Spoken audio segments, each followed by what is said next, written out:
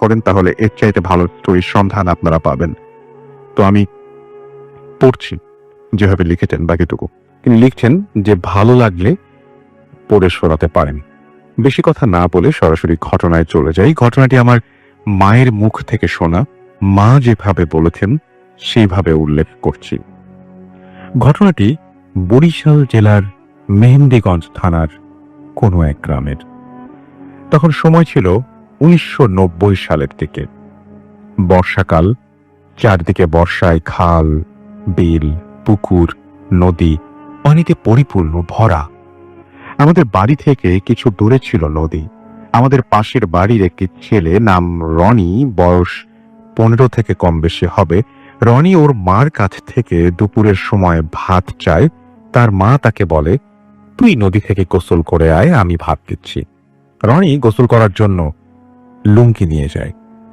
তার মা খেয়াল করলো অনেক সময় হয়ে গেল রনি এখনো বাড়িতে ফিরছে না। তার মা ভেবেছিল হয়তো বন্ধুদের সাথে কোথাও গিয়েছে। এভাবে সন্ধ্যা হয়ে গেল। তখন মা তাকে খুঁজতে খুঁজতে নদীর দিকে গেলেন। যেতে যেতে নদীর ঘাট পর্যন্ত গেলেন। তখন তার মা দেখলেন যে ঘাটের পাশে রনির লুঙ্গি আর জুতা। রনিকে কোথাও দেখা যাচ্ছে না। আশেপাশে তেমন লোকজন ছিল না। 2-1 জনের কাছ থেকে জানতে পারলেন তারা ওকে গোসল করতে দেখেছে, কিন্তু আর কিছু বলতে পারে না। সে তখন হতাশ হয়ে চারিদিকে মানুষ দিয়ে খুঁজে, জেলেদের মাধ্যমেও খুঁজে অনেক চেষ্টা করেও শেষ পর্যন্ত পেল না।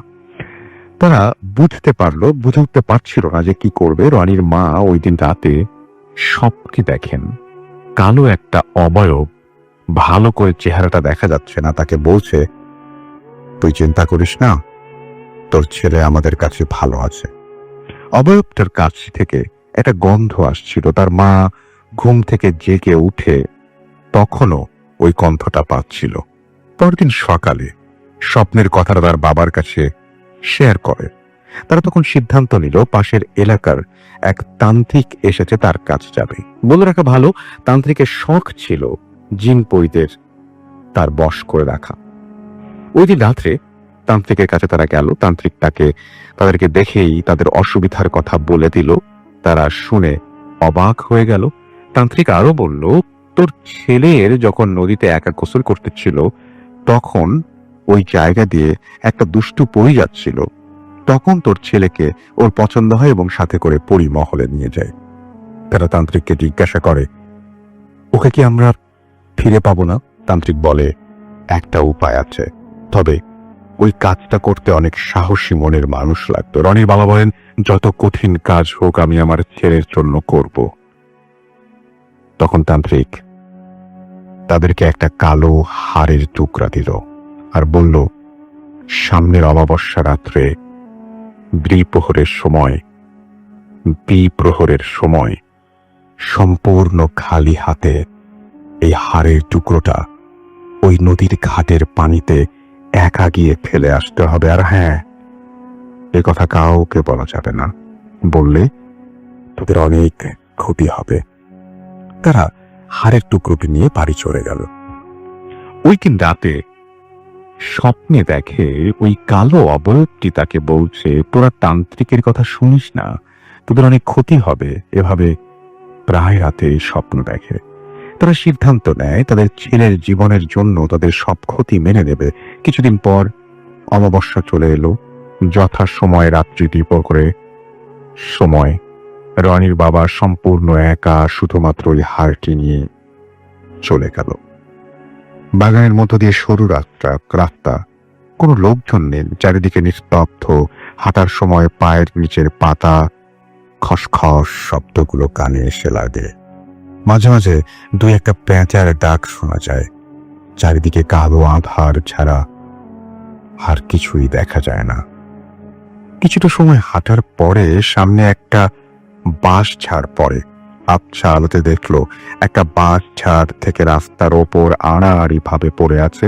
বাতাস বৃষ্টি কিছু নেই। বাঁশটা কেন যেন পড়ে আছে এই কথা ভেবে আর বাঁশটার উপর দেশে চলে যায়। হঠাৎ একটা শব্দ হয়। তিনি ভাবেন হয়তো আরো একটা বাঁশ পড়েছে। এই কথা পেছনে তাকান, তিনি অবাক হয়ে যান। দেখেন রাস্তার ওপরে পড়ে থাকা বাঁশটি সোজাভাবে দাঁড়িয়ে আছে।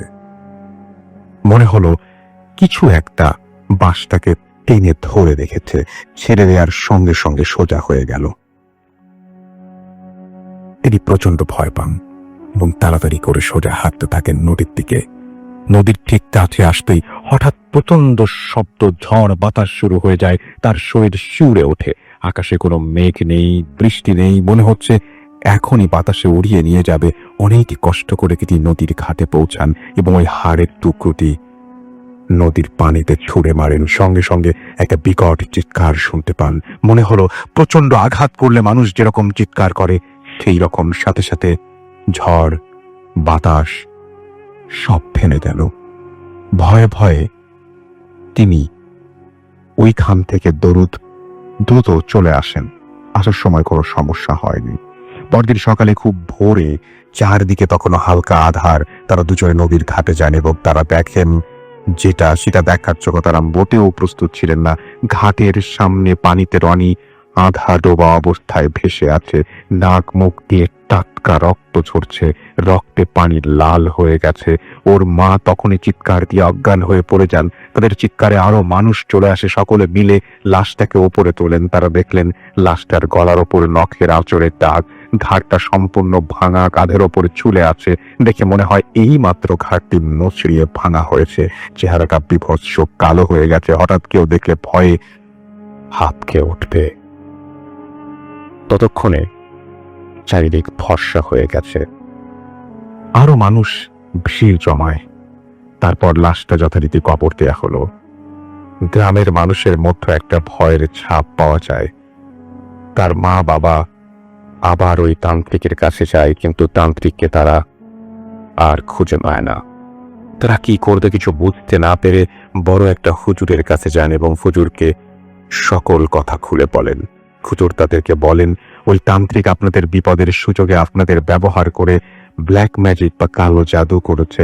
পরিদেরকে তার বশে আনার জন্য, তার শক্তি বৃদ্ধি করার জন্য তান্ত্রিক এই কাজ করেছে।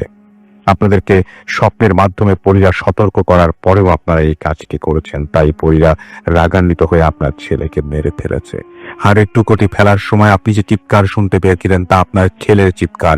হয়তো আপনারা আপনার ছেলেকে কখনো ফিরে পেতেন না, কিন্তু আপনার ছেলে ওই জায়গায় এই পরিণতির চাইতে ভালো থাকতো।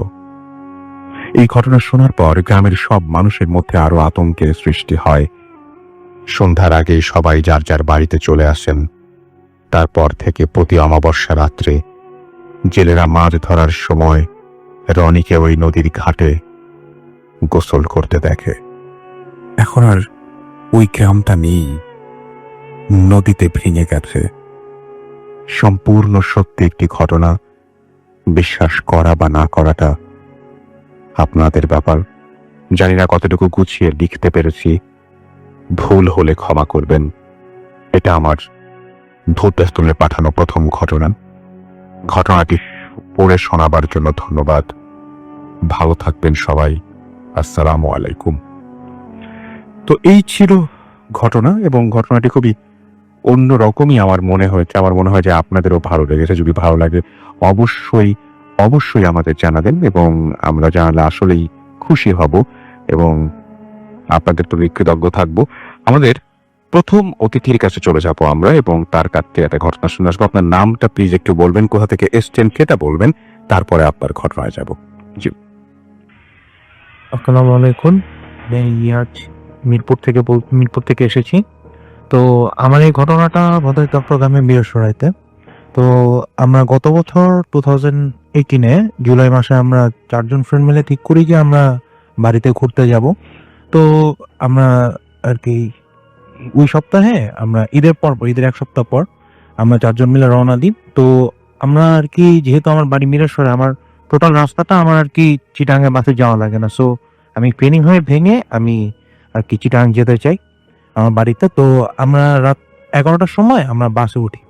আমরা চিন্তা করেছিলাম যে আমরা হয়তো 3টার সময় আমরা পৌঁছে যাব, কিন্তু অ্যাকচুয়ালি আমরা পৌঁছে যাই রাত আর কি আড়াইটার সময় আমরা আর কি ফেনীতে পৌঁছে যাই। সেখান থেকে আমরা আরেকটা দূরপাল্লার বাসে উঠি এবং সেই বাসে করে আমরা বাকিটা রাস্তা আর কি পৌঁছাই। তো অন দ্য ওয়েতে আমার একটা ছোট ঘটনা ঘটে। তো ঘটনা যেটা যে আমরা আর কি দূরপাল্লার বাস যেটাতে উঠি, তো আমরা 4 জনের সিট একসাথে আমাদের পড়েনি। এর মধ্যে 2 জন আমরা একদম বাসের পিছের সিটে, একজন মাঝখানে আর একজন সামনে। একদম সামনে যে সিটে বসছে তার নাম হলো সাব্বির, মাঝখানে সৌরভ এবং শেষে আমি এবং আমার আরেক ফ্রেন্ড শাকিল। তো যে সাব্বির বসছে তার সাথে মূলত এই ঘটনাটা ঘটে, সে আর কি চাক্ষুষ প্রমাণ। তো যেটা হয় যে বাস চলাকালীন মোটামুটি ভালো গতিতেই চলতেছিল, তো হুট করে বাস আর কি রাস্তার মাঝখানে ব্রেক করে। তো ব্রেক করে দেখে আর কি আমরা পিছ থেকে মোটামুটি বলি যে কি হলো, মানে এরকম। তো পরবর্তীতে আমরা শুনি যে সামনে থেকে লোকজন বলাবলি করতেছে না এটা এরকম হতেই পারে। তো ঘটনা যেটা হয়েছে যে মানে সামনে যারা ড্রাইভার, কন্ট্রাক্টর, দেন আমার ফ্রেন্ড, ওরা যেটা দেখলো যে রাস্তার এই পাশ থেকে রাস্তার অপোজিট সাইডে সাদা লম্বা একজন আর কি মানুষ এই পাশ থেকে এ পাশে দৌড়ে যাচ্ছে। মানুষ বলা যায় না, অবয়ব আর কি। এই পাশ থেকে এই পাশে দৌড়ে মানে চলে গেল জাস্ট এক লাফে। তো এটা দেখে আর কি সামনে বাস কন্ট্রাক্টর সবাই আর কি জোরে মানে বাস আর কি জোরে ব্রেক করে। তো কন্ট্রাক্টর আর কি ড্রাইভারকে বলতেছে যে এগুলো ব্যাপার না, রাস্তায় হতেই পারে। তো এই ঘটনাটা আর কি আমরা পরে ফ্রেন্ডের কাছে বাস থেকে নামার পর শুনি। তো আমরা সেখানে আর কি বাড়িতে পৌঁছাই রাত 3টার সময়। তো পৌঁছানোর পর আমরা আর কি ওখানে রাতের বেলা ওখানে কোনো সিএনজি এরকম ছিল না। তো হাইওয়ে থেকে আমরা একটা সিএনজি নিয়ে ওখানে আর কি বাইপাস রোডে ওখান থেকে সিএনজি নিয়ে আমরা ভিতরে আর কি গ্রামের ভিতরে অলমোস্ট আরো 8 কিলো রাস্তা আমাদের বাকি। তো ওই 8 কিলো রাস্তা আমরা সিএনজিতে রওনা দিই। তো রওনা দেওয়ার পর আমরা আর কি পুরো রাস্তা আমরা যেতে পারিনি, 2 কিলো রাস্তা থাকতে আমাদের ছেড়ে দেওয়া লাগে, রাস্তা বাকিটা ভাঙা হওয়ার কারণে। তো বাকিটা রাস্তা আমরা হেঁটে হেঁটে আর কি আমরা 4 জন রওনা দিই। তো এই সময় আর কি মানে অন্ধকার ছিল সম্পূর্ণ। তো আমরা আর কি সামনে থেকে আমরা মোবাইলের টর্চ লাইট দিয়ে আমরা দুজন করে আগাচ্ছিলাম। তো আমি আর আমার এক ফ্রেন্ড আর কি আমরা একটু মোটামুটি আগে গেছি। আর কি আমার সাথে যে ফ্রেন্ডটা ছিল তখন আর কি সাকিব, আর পিছে ছিল হলো সাব্বির আর সৌরভ। তো ঘটনা ঘটে মূলত সাব্বিরের সাথে, যে যেটা হয় যে আমরা যেহেতু একটু আগায় গেছি, তো পিছ থেকে সৌরভ এসে আমাদের ডাক দেয় যে এদিকে তোরা বেশি আগে গেছি। তো এই মাঝখানে সৌরভ যে মানে সাব্বির সৌরভকে যে বললো যে মানে তার রাস্তার মধ্যে খুব ভয় লাগতেছে, তার পিছে পিছে কেউ আসতেছে। তো সৌরভ সেটা তোয়াক্কা না করে যখন তাকে ডাক দেয় তখন আর কি মানে সৌরভ একটু আগে আসতো, তখন সাব্বিরের যেটা হয় যে মানে আমরা পিছ থেকে সবাই শুনি যে সাব্বির চিৎকার করে উঠছে, যে চিৎকার করে সব সব বলতেছে। তো আমরা সবাই মিলে যখন তার কাছে যাই, কাছে গিয়ে দেখি সে মাটিতে গড়াগড়ি খাচ্ছে, এবং গড়াগড়ি খেতে খেতে সে বলতেছে যে আমার মুখ দিয়ে সাপ ঢুকে গেছে। কিন্তু আমরা আর কি তখন কি করবো বুঝতে পারতেছিলাম না। তো আমাদের মধ্যে যে শাকিল যে ফ্রেন্ডটা ছিল সে আর কি একটু মানে দেখতে পেলো যে ওই মানে দূর থেকে একজন মুরব্বী আর কি মানে সাদা অভাব টাইপের একজন মুরব্বী আর কি আসতেছে সামনে। তো সেটা আসতেছে দেখে মানে সে এসে জাস্ট আমাদের কোনো কিছু না বলে মানে আর কি সাব্বির মাটিতে গড়াগড়ি খাচ্ছিল, শাকিল দেখেছিল। তো সে সাব্বিরের গায়ে হাত দিয়ে জাস্ট মানে কিছু আর কি বিড়বিড় করে কিছু পরে, আমরা কেউ কোনো কিছু শুনিনি। বাট সাথে সাথে সাব্বির বমি করে দেয়। তো সে বমি করে দেয়, তো সে নর্মাল হতে হতে ওই মানে মুরব্বী লোকটা আমার দিকে তাকায় বলতেছে যে তুমি অনেক বড় হয়ে গেছো। তো এটা দেখে আমি ওই লোকটাকে আমি কখনো দেখিনি আমার লাইফে, এটুকু আমি কনফার্ম। বাট ওই লোকটা আমাকে চিনলো, আমি বাড়ি থেকে চলবো 7 বছর পর। এখন সেই লোকটা আর কি মানে আমাদের এই কথাটা বলে কোন অপেক্ষা না করে সে পাশে আর কি আইলির দিকে মানে রাস্তার পাশে যে জঙ্গলের ভিতরে আর কি হাঁটা মানে শুরু করে দেয়। তো আমরা সব অবাক হয়ে দেখলাম সে জঙ্গলের মধ্যে ঢুকে জাস্ট মিলাই গেল। তো যেটা হয়েছিল যে মানে ওই জঙ্গলের ওই পাশে খাল, সেই জায়গায় কখনো পসিবল না যে সেখানে আর কি কোনো আর কি মানুষজন আর কি কোনো খাল এমনি আর কি পার হয়ে যাবে। তো ওখানে কোনো পারাপারের কোনো জায়গাও ছিল না। তো এটা আমরা দেখলাম সেই জায়গায়। তো আমরা আর সেখানে বেশিক্ষণ অপেক্ষা না করে আমরা আর কি বাড়ির দিকে রওনা দিলাম। আর এই ঘটনাটা আমার বাড়ি থেকে এক মোড় আর কি একটু দূরে আর কি ঘটনা ঘটে। তো আমরা অলমোস্ট বাড়িতে 3টার সময় মানে পৌঁছেছি। তো আমরা তো বাড়িতে ঢুকতে পারি না, আমরা ঘাটলায় বসে বসে অনেক অপেক্ষা করি। তো সদর আদান দিল, আমরা আর কি 4 জন পরে বাড়িতে ঢুকতে পারলাম। তো কম বেশি আমাদের সারাদিন আর কি আমরা সেখানে ঘোরাঘুরি করলাম, দুপুর পর্যন্ত আর কি আমরা বাইরে এদিকে ঘোরাঘুরি করি। বাট দুপুরের টাইমে একটা ঘটনা ঘটে, যেটা হলো যে 4 জন ফ্রেন্ড আমরা যখন আর কি নিচে দুপুরে লাঞ্চ করতে যাই, আমাদের লাঞ্চের ব্যবস্থাটা করা ছিল নিচে। তো 4 জন ফ্রেন্ড যখন লাঞ্চ করতে যাই তখন আমি আর সাব্বির আমরা দুজনকে একটু লেট করে নামি, বাকি 2 জন একটু আগে নেমে। তো এর মধ্যে সাব্বির আমাকে আর কি মানে বলতেছে তারা দিচ্ছে যে তুই নাম একটু। তখন আমি আর কি ভাবলাম যে দোতলা আমি হাতটা ধুয়ে আমি নিচে নামি। তো ঘটনা হয় যেখানে যে আপনার যখন আমি হাত ধুতে গেছি, তো তখন আমি মানে সাব্বিরের সাথে একটু দুষ্টামি করে বলতে চাচ্ছিলাম যে দেখ দেখ ওই রুমে কিছু একটা আছে, তাকে জাস্ট একটু ভয় দেখাইতে। বাট ওকে বলে যখন আমি রুমের দিকে তাকাইছি তখন ওই রুমে যে জিনিসটা ছিল সেটার জন্য আমি মানে মোটেও এক্সপেক্ট করিনি। তো ঘটনা যেটা হয়েছিল যে আপনার তাকানোর সাথে সাথে দেখলাম একজন মুরব্বী করে একজন লোক ওই রুমের মধ্যে অভাব জাস্ট অনেক লম্বা, লোকটা বাট মানে খুব কুজো হয়ে আছে, মানে বোঝা যাচ্ছে একজন লোক। তো সে দাঁড়ায় আছে এবং রুমটা ছিল অন্ধকার, একটা অভাব আমি বুঝতে পারি। তো এটা বলে যখন আমি সাব্বিরের দিকে তাকাই, আমি ডাক দিয়ে, দেখ এখানে কে, বলে আমি যখন ওই রুমের দিকে তাকাই দেখি কেউ নেই। তো আমরা পরে আর কি ওই জায়গাতে দেখি মানে ওখানে কেউ নেই। তো পরে আমরা আর কি বললাম এখানে থাকা ঠিক হবে না, আমরা নিচে নেমে যাই। তো নিচে নেমে আমরা সেদিন দুপুরে লাঞ্চ করি। তো দুপুরের পর থেকে আমরা তখন তখন কোনো ঘটনা ঘটে, তবে বিকালের টাইমে আমরা 4জন ফ্রেন্ড মিলে যখন আমরা নর্মালি আর কি গল্প করতেছি, তো এর মধ্যে আর কি সাব্বির ঘুমায় যায়। তো তাকে রেখে আমরা বাকি 3জন হুট করে ভাবলাম যে এখন সন্ধ্যার টাইম অলমোস্ট হয়ে আসতেছে, এখন আমাদের কোনো স্ন্যাক্স টেক্স আমরা বাইরে থেকে কিছু কিনে নিয়ে আসি। তো ওকে ঘুমন্ত অবস্থায় রেখে আমরা 3জন আর কি বাইর হয়ে বাজারের দিকে যাই বের হয়ে। বাট ঘটনা এখানে ঘটে যে আমরা আসার পর মানে আস্তে আস্তে অলমোস্ট সন্ধ্যা হয়ে যায়। তো এই সন্ধ্যা হয়ে গেলে তখন দেখা যায় যে মানে এসব দেখি সাব্বির আর কি উঠে বসে আছে। সে আমাদের দিকে বলতেছে যে তুই যে মানে আমাদের রেখে গেলি, এই কাজটা ঠিক করস নাই। তো আমি বলতেছি যে আমি তোকে রেখে গেলাম মানে তো কি হয়েছে। তো সে বলতেছে যে একজন মানে তোর দাদা সম্ভবত বলতে একজন মানে মুরব্বী করে একজন লোক আসতে এসে আমাকে বলতেছে যে তোমাদের এখানে আসা ঠিক হয়নি, তোমরা চলে যাও, ঠিক আছে, এটা বলতেছে। তো আমি বললাম যে আমার দাদা বলতেছে আমার এই বাড়িতে একজনই মানে সবচেয়ে যিনি মুরব্বী তিনি হলো মানে আমার আব্বুর বয়সে অলমোস্ট, কিন্তু উনি ওরকম ভাবে মানে অত মুরব্বী না। এবং বড় কথা হলো যে উনি সিঁড়ি বাইতে পারে না, উনি অনেক বছর ধরে সিঁড়ি উঠতে পারে না, তো উনি নিচতলায় থাকে, কখনো উপরে ওঠে না। তো তারপরও মানে আমি বললাম যে আচ্ছা তুই দাদাকে দেখছিস, ঠিক আছে। তো আমি নিচে নেমে গেলাম, তখন আমরা মানে কোনো কিছু জিজ্ঞেস করিনি।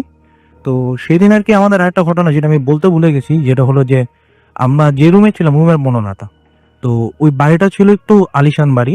তো ওই বাড়ির একদম ড্রয়িং রুমে আপনার 3টে ফ্রিজ ছিল এবং এক পাশের রুমে একটা ফ্রিজ ছিল আর কি। তো বাড়িটা আলিশান, তো ওই পাশের রুমে যে ফ্রিজটা ওই রুমটাতে আমরা থাকবো বলে ঠিক করছিলাম।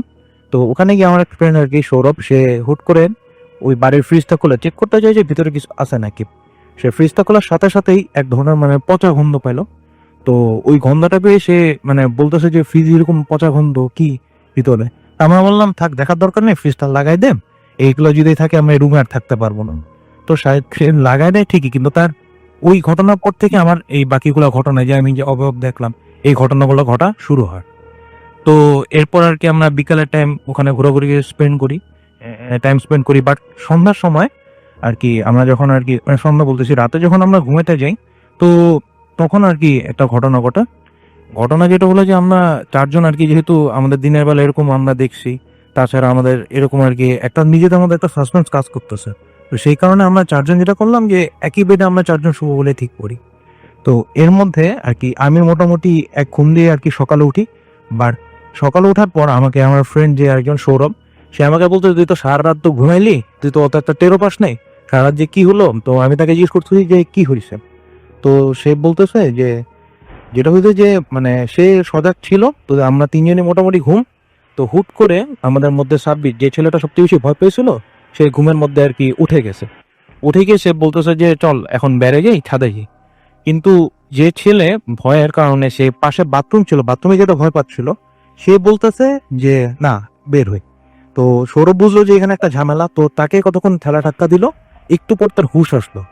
হুশ আসার পর সে বলতেছে কি রে তুই আমাকে ঘুমের মধ্যে ঝাঁকাচ্ছিস কারণ কি, কিন্তু সে কিন্তু মানে তখন দাঁড়ানো অবস্থা।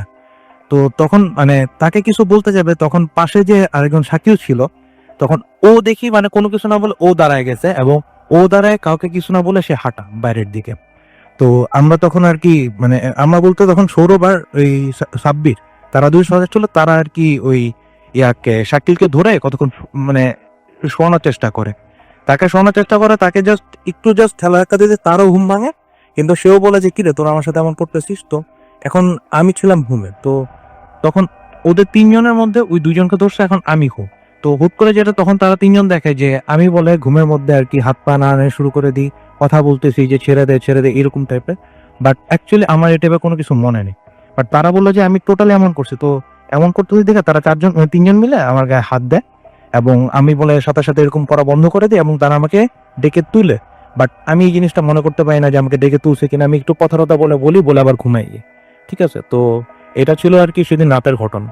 তো পরদিনে সকালবেলা যখন আর কি আমরা আর কি মানে এরকম ঘটনা হইলো, আমরা বলতেছি যে একজনকে তোরা কি মানে এরকম দেখছিস, যে সবচেয়ে বেশি ভয় পাইছে তাকে বলতে তুই কি কিছু দেখছিস নাকি। সে বলতে হ্যাঁ আমি একটা স্বপ্ন দেখছি। বলে যে স্বপ্নে কি দেখছিস, তো সে বলতেছে যে মুরব্বি করে একজন বৃদ্ধ, ওই যে যে দাদু আসছিল দেখছিলাম আমি, সেই দাদু সবার গায়ে হাত দিয়ে দিয়ে বলতেছে যে তোমাদের এখানে আসা ঠিক হয় না, তোমরা চলে যাও, এটা বলতেছে। তো আমরা আর কি সেই ঘটনা শোনার পর আমরা সেদিন সারাদিন আর তেমন ওয়েট করিনি। তো আমরা দুপুরের টাইম যখন আমরা বেরোতে যাই, তখন আর কি নিকে আমাদের দাদু ছিল। তো উনি বলতেছে এসে যে মানে মানে যে ভয় পেয়েছে সবচেয়ে, তাকে বলতেছে যে কি তোমাকে রাতে ধরছে না। তো এখানে আমাদের চারজন আমাদের যে কাউকে বলতে পারতো, কিন্তু ওকে বলতেছে এই জন্য মানে দেখে মনে হচ্ছে, তখন দাদু তাকে বলতেছে এগুলো ব্যাপার না, আমাদের এখানে এরকম হয়, আমরা কম বেশি দেখি, এটা কোনো অসুবিধা নেই। তো এখানে আমার যেটা বলার যে যে দাদাকে আমরা দেখছি, সেই দাদা হলো আমার একটু দূর সম্পর্কে, এবং ওনারা 3 ভাই ছিল।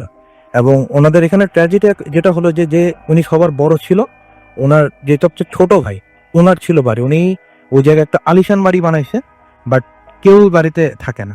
ওনার মেজো ভাই ওখানে নিচতলায় আর কি ওখানে থাকতো, এখন মোটামুটি আর কি মানে মেজো দাদা উনি অন্য আরেক জায়গায় থাকে।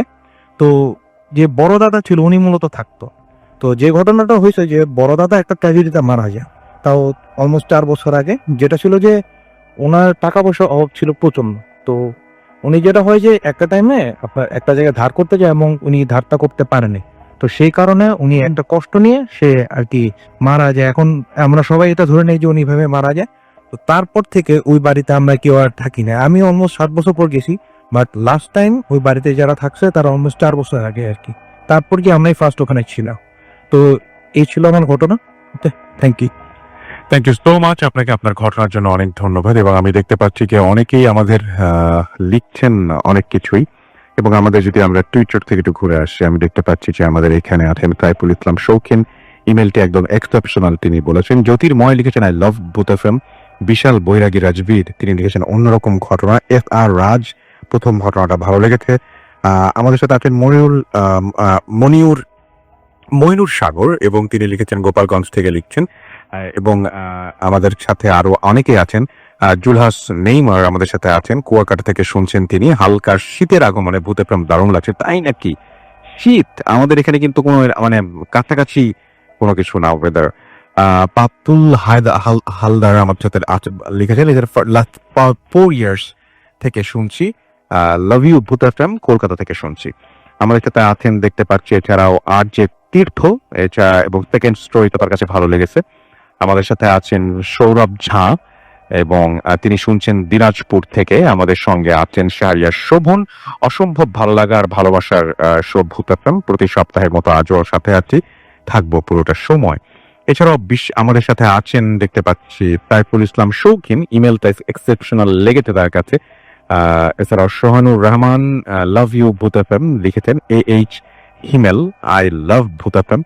আছেন আমাদের সাথে কাচারিপাড়া গুরুদাসপুর নাটোর থেকে শাহরিয়ার শোভন। এছাড়াও জোনায়েদ আহমেদ জিহাদ আছেন আমাদের সাথে, ইমেলটা তার কাছে খুবই ভালো লেগেছে। হাসানুল মুবিন আমাদের সাথে আছেন অভিমানী সোহান। সহজ আহমেদ সজন আহমেদ আমাদের সাথে আছেন। এছাড়াও আছেন আমাদের সাথে আরো অনেকেই। টি আর মিলয় আমাদের সাথে আছেন আরো অনেকেই। থ্যাংক ইউ সো মাচ আমাদের সঙ্গে থাকার জন্য। এছাড়াও ভূত এফএমের যে পেজ, সেই পেজটাতেও অনেকে আছেন দেখতে পাচ্ছি। নাহানুর ইসলাম আমাদের সাথে আছেন। এছাড়াও আছেন আমাদের সাথে দেখতে পাচ্ছি আকাশ আহমেদ, এবং আমাদের সাথে আছেন দেখতে পাচ্ছি এছাড়াও রিয়াদ, এবং রক্তিম সীমান্ত আমাদের সাথে আছেন, সাতক্ষীরা থেকে শুনছেন তিনি। পিএমএল হোসেন মাসুম আমাদের সাথে আছেন এবং তিনি দোহার থেকে শুনছেন। মৌসুমী রহমান আমাদের সাথে আছেন। এমডি তানোয়ার হোসাইন আমাদের সাথে আছেন। ফরহাদ এফ আমাদের সাথে আছেন। এমডি তানভীর আলম সবুজ আমাদের সাথে আছেন। সজল আমাদের সাথে আছেন। বিন ইতান রিপন আমাদের সাথে আছেন। শেষ কাব্য তুমি। মুস্তাকিন সরকার জয় আমাদের সাথে আছেন। রনি আহমদ, এবং দেখতে পাচ্ছি রেনিসা তাসনিম আনিকা আমাদের সাথে আছেন। শাহরিয়ার হুসাইন আছেন আমাদের সাথে, অন্তর হুসাইন। এছাড়াও আছেন রেইদন, এবং আমাদের সাথে আছেন নিলয় শিশির। KH তানজিং আমাদের সাথে আছেন। আমাদের সাথে আছেন ইভান হীরা। এছাড়াও আরিফুল ইসলাম আমাদের সাথে আছেন। জাকিব রেজওয়ান আমাদের সাথে আছেন বেকালিফিকেশন সহ আরো অনেকে। আপনারা এই সপ্তাহে বা আপনারা যদি এই বছরে মাঝে মাঝে আমাদের বলেন যে অমুক জন এসেছিলেন, সেই এপিসোডটা মিস করেছি, শুনতে চাই। তো আপনাদের যদি এরকম কোনো এপিসোড মিথ হয়ে যায় বা সেরকম আমাদের মানে এই বছরের যদি কোনো একটা স্পেশাল ভিডিও আপনি আমাদের ফেসবুকের পেজে বা আমাদের ইউটিউবেও আমরা আপলোড করি, সেরকম কোনো স্টোরি যদি আপনি আবার শুনতে চান বা স্পেশাল কোনো এপিসোড চান, তাহলে অবশ্যই আমাকে জানাতে পারেন। এবং কার কোনটা পছন্দ সেটা জানিয়ে আমাদের কাছে লিখলেই হবে। আমরা ট্রাই করব সেটা আপনাদেরকে আবার শোনানোর জন্য। আমরা যেটা এখন করব সেটা হচ্ছে একটা ছোট্ট বিরতিতে যাবো। বিরতির পরে আবারও ফিরে আসবো। সেই পর্যন্ত আমাদের সঙ্গেই থাকুন। স্টে টিউনড রেডিও ফুডকেরি, দ্য ফ্যাম অ্যান্ড ডু ফুডকেরি। বিকালে জ্যামের বাতাস খেতে খেতে বাসায় চলে এসেছি আর রিয়েলাইজ করলাম লাইফটা একটা গানের মতোই। নেসক্যাফেতে টিপ দিতে দিতে মনে হলো সময়টা এখন নতুন ভাবে দেখার, নতুন করে জানার। তাই সাড়া দাও আর সামনে এগিয়ে যাও। আর এই কথাগুলো নিয়েই নেসক্যাফের গান, লাইফটাকে নিজের মতো করে বানানোর গান। চলুন শুনে আসি। এক একটা ভোরে নিজের সাথে লড়ে রোদ হাসে তুমুল ছাসে, চলে কপির করা চুমুক, আত্মাটা চুমুক সম্ভাবনা দিনে জিচ্ছেরা মেলুক আকবেলা কিছু অজানা সারা দাও আর সামনে তা দাও, চলো সবাই ও দুলাই দুনিরা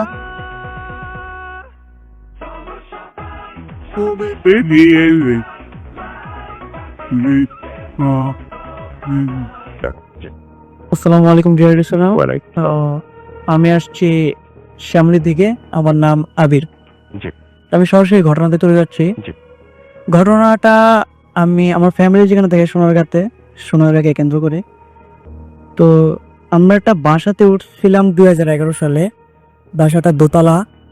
বাসাটার একটু বিবরণ দেই। বাসাটা ছিল একটু লম্বা, পিছনে ছিল কিছু ময়লা স্তূপ, তারপর সে লিচু বাগান।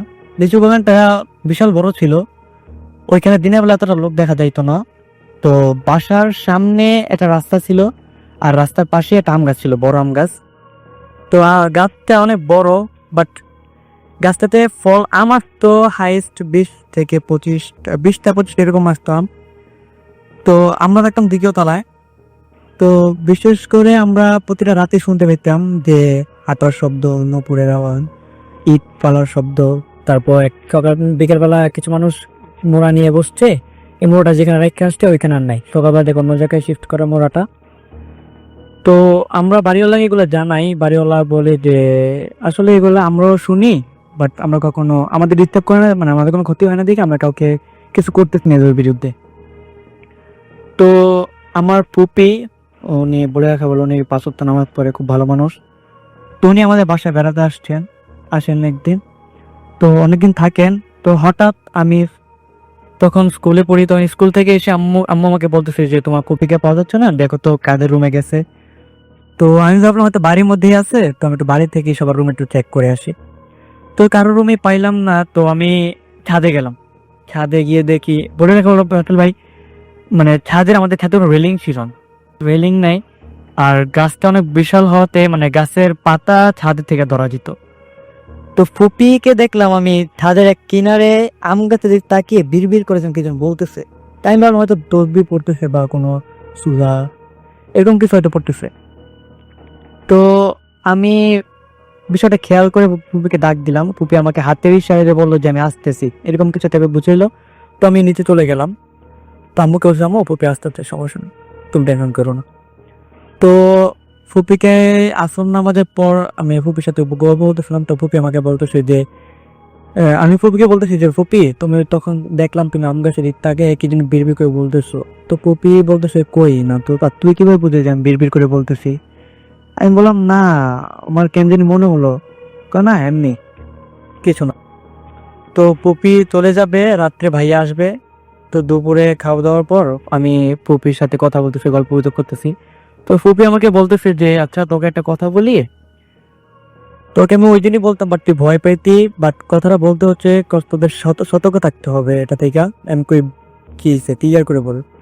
পরে বলে যে গাছ তুই ওই দিন দেখছিলি আমি কথা বলছি, আসলে কথা বলতেছিলাম যে গাছটা আম গাছটা, ওইখানে 2টা জিন থাকে, একটা পুরুষ একটা মহিলা।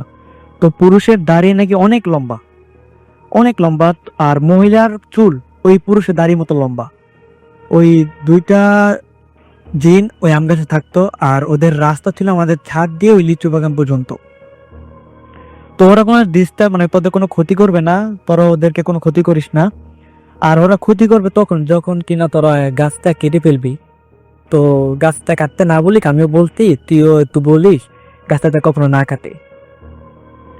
তো খুব এই বলে চলে যায়। তো আমিও বাড়িওয়ালাদের কাছে বলছি যে গাছটা কাটে না, এরকম এরকম কাহিনী কুপি আমাকে বলছে। তো কারণবশত বাড়িওয়ালা বড় ছেলে গাছটা কেটে ফেলে, বলে যে আগে রেখে লাত্তি আমও তো আসে না ভালো করে, এটা কেটে ফেলি। তো গাছটা কেটে ফেলার পর দেখা গেল যে কয়েক বছর পরে ওনার বাবা মারা গেছে, বাড়িওয়ালার ছেলে বাবা মারা গেছে। তো এরপরে কয়েক বছর পর দেখা যায়, কিছুদিন পর দেখা যায় মানে আমাদের বাসার নিচতলা একটা ভাড়া কেন সেটার সাথে কি গাছ কাটার কোনো সম্পর্ক আছে? কয়েক মানুষ তো যে কোনো সময় মারা যেতে পারে, বা কয়েক বছর পর মারা গেছে আপনি বলছেন, তো এসে তো মানে গাছ কাটার কোনো সম্পর্ক নেই। মানে আমি জাস্ট ওই গাছ কাটার সম্পর্কে যদি বলছে ক্ষতি হবে, আচ্ছা। আমি মনে করতেছি এইটার জন্যই হয়। আচ্ছা, আপনি মনে না হতে পারে। আচ্ছা আচ্ছা, ওকে। তো তারপর আমাকে আমি নিচে বাড়ির ভাড়াটিয়া থাকতো, তো উনি ওনার ছোট ছেলেকে নিয়ে ছাদে উঠছে কাপড় শুকাতে রোদ্রে। তো উনি কাপড় শুকাইতে মানে ছড়াইতেছে, আর এমন সময় একটা আওয়াজ শুনলো। তো দেখলো যে ছাদের মধ্যে তার ছেলেটা নাই। আচ্ছা, পরে গিয়ে দেখে যে ছেলেটা নিচে পড়ে আছে। ভাগ্য ভালো যে নিচে বালু ছিল, বালুতে পড়ছে। তো উনি ছেলেটাকে অনেক মানে কান্না করছে, অনেক ভয় পেয়েছে, ছেলেটা অনেক ভয় পেয়েছে, ছেলেটা হাতটা ছিঁড়া যায়। তো সবাই বলে যে ছেলে বাচ্চাদের সাথে নাকি ফেরাস্তা থাকে, হয়তো ফেরাস্তারা ওকে সেভ করছে। তো উনি একটা কবিরাজের মানে হুজুরের কাছে, যে হুজুর তাকে পানি দেয়, আবার ঝাড়ফুঁক করে, আর বলে যে ওই খাত থেকে নাকি আরো 7 জন পড়বে। এখনো 2 জন নাকি 1 জন পড়ছে। তো তারপর আমাকে আর কোনো ঘটনা হয় নাই। তারপর হয়েছে যে আপনার বাড়িওয়ালা যে বড় ছেলে, তার ওয়াইফের সাথে একটু সম্পর্ক খারাপ, এবং ওই বাড়িতে অন্য ঝগড়া, আর ভাইদের মধ্যে বিভক্ত আর হইতে। তো আমার কারণবশত বাড়িটা ছেড়ে দেই। তো এই ছিল ভাই ঘটনাটা। থ্যাংক ইউ সো মাচ আপনার ঘটনার জন্য। আপনাকে আবার ধন্যবাদ। আমরা চলে যাব আমাদের প্রথম অতিথির কাছে, এবং তার কাছে আর একটা ঘটনা। ইন দ্য মিন টাইম আমাকে অবশ্যই ঘটনা পাঠাতে বলবেন না। আমাকে যেটা ঘটনা পাঠাতে চান তাহলে আমাদের ইমেল অ্যাড্রেসটা একটু মনে রাখতে হবে। আমাদের ইমেল অ্যাড্রেস হচ্ছে bhutfm@radiofutki.fm, which is bhwtfm@radioforte.fm। আপনার নাম, ঠিকানা এবং ফোন নাম্বার সহ আপনার জীবনে ঘটে যাওয়া বা আপনার জানা সেরা ঘটনা লিখে পাঠিয়ে দিন আমাদের কাছে। ঘটনার শুরুতে অবশ্যই উল্লেখ করুন যে ঘটনাটি আপনি স্টুডিওতে এসে শেয়ার করতে চান, নাকি আপনি চান আপনার ঘটনা আমরা পড়ে শোনাই। যারা দেশের বাইরে আছেন তারা সরাসরি অডিও ক্লিপ পাঠাতে পারেন বা লিখেও পাঠাতে পারেন ঘটনাটি। আমাদের দুটো ফেসবুক পেজ রয়েছে, www.facebook.com/radio.furti and www.facebook.com/bhutfm.travel। এই দুটো পেজে গিয়ে আপনি লিখতে পারেন আপনার কথা এবং জানাতে পারেন কোন ঘটনা ভালো লাগছে, কোন ঘটনা ভালো লাগছে না, এবং কোন ঘটনাটি বেশি ভালো লাগছে, কোন ঘটনাটি কম ভালো লাগছে। আমাদের দুটো পেজ ছাড়াও রয়েছে আমাদের টুইটার, এবং চলে যান টুইটারে এবং @bhutfm খুঁজে বের করুন এবং সেখানে গিয়ে আপনি লিখতে পারেন। তো আমি যেটা করব সেটা হচ্ছে এখন সরাসরি আর একটা ঘটনায় চলে যাবো আমাদের প্রথম অতিথির কাছে। আপনার নামটা আরো একবার প্লিজ বলবেন, তারপর আপনি কোথা থেকে এসেছেন সেটা বলবেন, তারপর আপনার ঘটনায় যাব। আসসালামু আলাইকুম, আমি নিয়াজ মিরপুর থেকে এসেছি। তো আমার এবারের ঘটনাটা আমি একজনের কাছ থেকে মানে 2 জনের কাছ থেকে আমার শোনা, এবং আমি এই ঘটনা শোনার পর আমি এই ঘটনাটা মানে সত্যি কিনাটার জন্য মানে ওখানে যে হুজুর মানে উনি অনেকদিন ধরে ছিল, ওনার সাথে আমি কথা বলছি। উনি বলেছে যে এটা এই ঘটনাটা ঘটেছে। তো ঘটনাটা হলো 2001 কি 2003 দিকে। আপনার ঘটনা ঘটে মিরপুরে ওখানে এক কলোনিতে। তো ঘটনার সময়টা ছিল কি আপনার তখন কুরবানির সময়টা। তো তখন মানুষজন আর কি ঈদের 3-4 দিন আগে ওখানে আর কি কলোনির মাঠে গরু রাখে। তো ওখানে গরু রাখে এখন সেখানে আর কি আপনার মানে একজন লোক মানে ওই জায়গায় কলোনির একজন বাসিন্দা, উনি মানে অলমোস্ট 3 দিন আগে গরু নিয়ে আসে, এবং গরু নিয়ে এসে উনি আর কি ওখানে পুটিতে বেঁধে রাখেন আর কি ওখানে মাঠে পুটিতে। তো ওখানে পুটিতে রাখাকালে মানে আপনার আরো অনেকে আর কি পরে গরু নিয়ে আসে, এবং এখানে গরু নিয়ে আসার পিছনে এখানে ঘটনা যেটা ছিল যে আপনার মানে গরুর ক্ষেত্রে একটা জিনিস একটু অ্যাবনর্মাল ছিল, যেটা হলো যে যখন ওই লোকটা গরু নিয়ে আসে, গরুটা ছিল অনেক বড় সড়ো কালো গরু। তো সেই গরুটা আর কি অলমোস্ট আর কি ওই লোক ওনার পিছে পিছে হাঁটতে আসছে, এবং জিনিসটা এমন যে উনি যেদিকে মন দিছে কোনো দড়িতে তার ওনার পিছে পিছে হাঁটতে আসছে প্রথম। তো এখানে আসার পর আর কি ঘটনা যেখান থেকে শুরু হয় যেটা হলো যে আপনার সেই দিন রাত থেকে আর কি আপনার ওই এলাকাতে আপনার মানে রাতের বেলা আর কি সবাই গরু এরকম রেখে যেত, সবাই আর কি এমনি কলোনির সামনে বাঁধা, রাতে মাঠে গরু রেখে যেত এবং পরদিন উঠে দেখতো যে একটা কি দুটা করে গরু নেই। তো এভাবে ঈদের আর কি 3 দিন আগে ঘটনা ঘটে, 2 দিন আগে ঘটনা ঘটে। তো এরকম গরু মানে হারাই যাচ্ছে। এখন দুই পাশে কলোনির দুই পাশে দুটো গেট, এই দুই গেট বাদ দিয়ে অন্য কোনো জায়গা দিয়ে গরু নিয়ে যাওয়ার কথা না, এবং দুই পাশে গার্ড ছিল এবং তারা বলছে যে এইটা এখানে এই সময় মানে সারা রাত মানে কখনো এখান থেকে গরু নেয় নেই, গরু আসেও নেই, গরু ঢুকেও নেই রাতে তখন সেটা। তো সেই কারণে মানে ওনারা এখানে ভেরিফিকেশন দেয় এবং এই ঈদের দিন আগের রাতে তো কলোনির লোকজন যখন দেখতেছে গরু আর কি এরকম হারাই যাচ্ছে, তো তারা বলতেছে যে এখানে যে গার্ড আছে গার্ডকে একটু বলে রাতে সারা রাত পাহারা দেয়, দেন এখানে হুজুর যে আছে ওনাকে একটু বলে রাখি। তো মানে ওই মাঠটা ছিল এক্স্যাক্টলি মসজিদের সামনে। তো ওখানে ওই কলোনি এখানে মানে যে গার্ড এবং হুজুর মানে রাতে এরকম আগে সজাগ থাকে। তো অলমোস্ট তারা রাতের বেলা মানে অলমোস্ট তারা 1:30 কি 2টার দিকে তারা যেটা দেখে যে মানে এখানে যে কলোনি একদম মানে একটা গরু বাঁধা ছিল, যেটা কালো গরু বাঁধা, ওটা হুট করে আর কি মানে নর্মাল দাঁড়ায় গেছে। গরুটা এমনি 4 পায়ে ছিল, দাঁড়ায় গেছে 2 পায়ে এবং সে আস্তে আস্তে এমন একটা আকৃতি নিছে মানে খুবই বড়, এবং সে পাশে মানে একটু এদিকে গেছে আশেপাশে যে একটা গরু ছিল সেই গরুটার গায়ে জাস্ট ঝাঁপে পড়ছে এবং গরুটা আর কি মানে জাস্ট গরুটাকে আর কি মানে কে ফেলছে বলা যায়, আবার ইয়া করবে না, গরুটার মানে জাস্ট ওই জায়গা থেকে নাই। তো এরকম হয়েছে। তো ওরা এই জিনিসটা দেখে, এই জিনিসটা দেখার পর তারা রাতে তখন কিছু কারণে ফজর আযানটা দেয়। তো তারা যেখানে ওখানে যে হুজুর ছিল মূলত যে বড় হুজুর, ওনাকে আর কি ডেকে নিয়ে আসে। তো উনি যেটা বলে যে ওই গরুকে মসজিদের ভিতরে আর কি যেখানে ওই এরিয়াতে নিয়ে আসতে। তো ওই গরুকে যখন মসজিদে এখানে গেটে আর কি মানে সামনে ওঠানোর মতো জায়গা ছিল, সেই গেটে যখন ঢোকানো ট্রাই করা হয় ও গরু ঢুকতে চায় না, ওকে টেনে হচ্ছে কোনোভাবে ঢোকানো যায় না। তো পরে যে বড় হুজুর যিনি ছিল উনি গিয়ে ওই গরুর মুখের সামনে গিয়ে কিছু একটা আর কি ধরে। তো গরুটা জাস্ট তখন টান দেয়, গরু তার পিছে পিছে চলে আসে। এখানে চলে আসার পর মানে ওই গরুটাকে জাস্ট মানে ধরে বলতেছে যে তুই তার অবয়ব মানে এরকম বলতেছে কিছু একটা। তো গরুটা যেটা হয় যে আপনার তখন একটা অবয়ব নেওয়া শুরু করে, গরুটা জাস্ট আকৃতি এবং সে একটা মানুষের মতো অবয়ব নেয়। তো সে অবয়ব নেওয়ার পর তাকে বলা হয় যে তুই কেন আসছিস এরকম, সে কিচ্ছু বলে না, তাকে মানে কোনো কিছু বলা হয় না। তো শেষ পর্যন্ত তাকে ফোর্স করে আপনার বোতলে বন্দি করা হয়। তো বোতলে বন্দি করে এখন তাকে মানে কোথায় কি করবে, তখন তারা যেটা ঠিক করে যে ওই মসজিদেরই এরিয়ার একটা জায়গায় মানে এখানে এখনো কেউ বলতে পারে না কোন জায়গাতে, সেই এরিয়াটা অনেক মাটির নিচে সেই বোতলে মানে ভরে সেই মাটির নিচে এখানে মাটি চাপা দিয়ে থাকে, এখনো স্টিল আর কি আছে। এখন ওই এলাকার লোকজন কম বেশি সবাই এই ঘটনাটা জানে। ওকে, তো থ্যাংক ইউ, এটাই ছিল আমার ঘটনা। এটা সে নতুন অতিথি, আপনার নামটা একটু প্লিজ বলবেন এবং তারপরে আপনি কোথা থেকে এসেছেন সেটা একটু বলবেন, তারপর আপনার ঘটনায় যাব। জি আসসালামু আলাইকুম। জি আসসালামু জি বলেন। আসসালামু আলাইকুম। আসসালামু আলাইকুম। আমি আরমান হোসেন, জি। আসছি ধানমন্ডি থেকে। জি।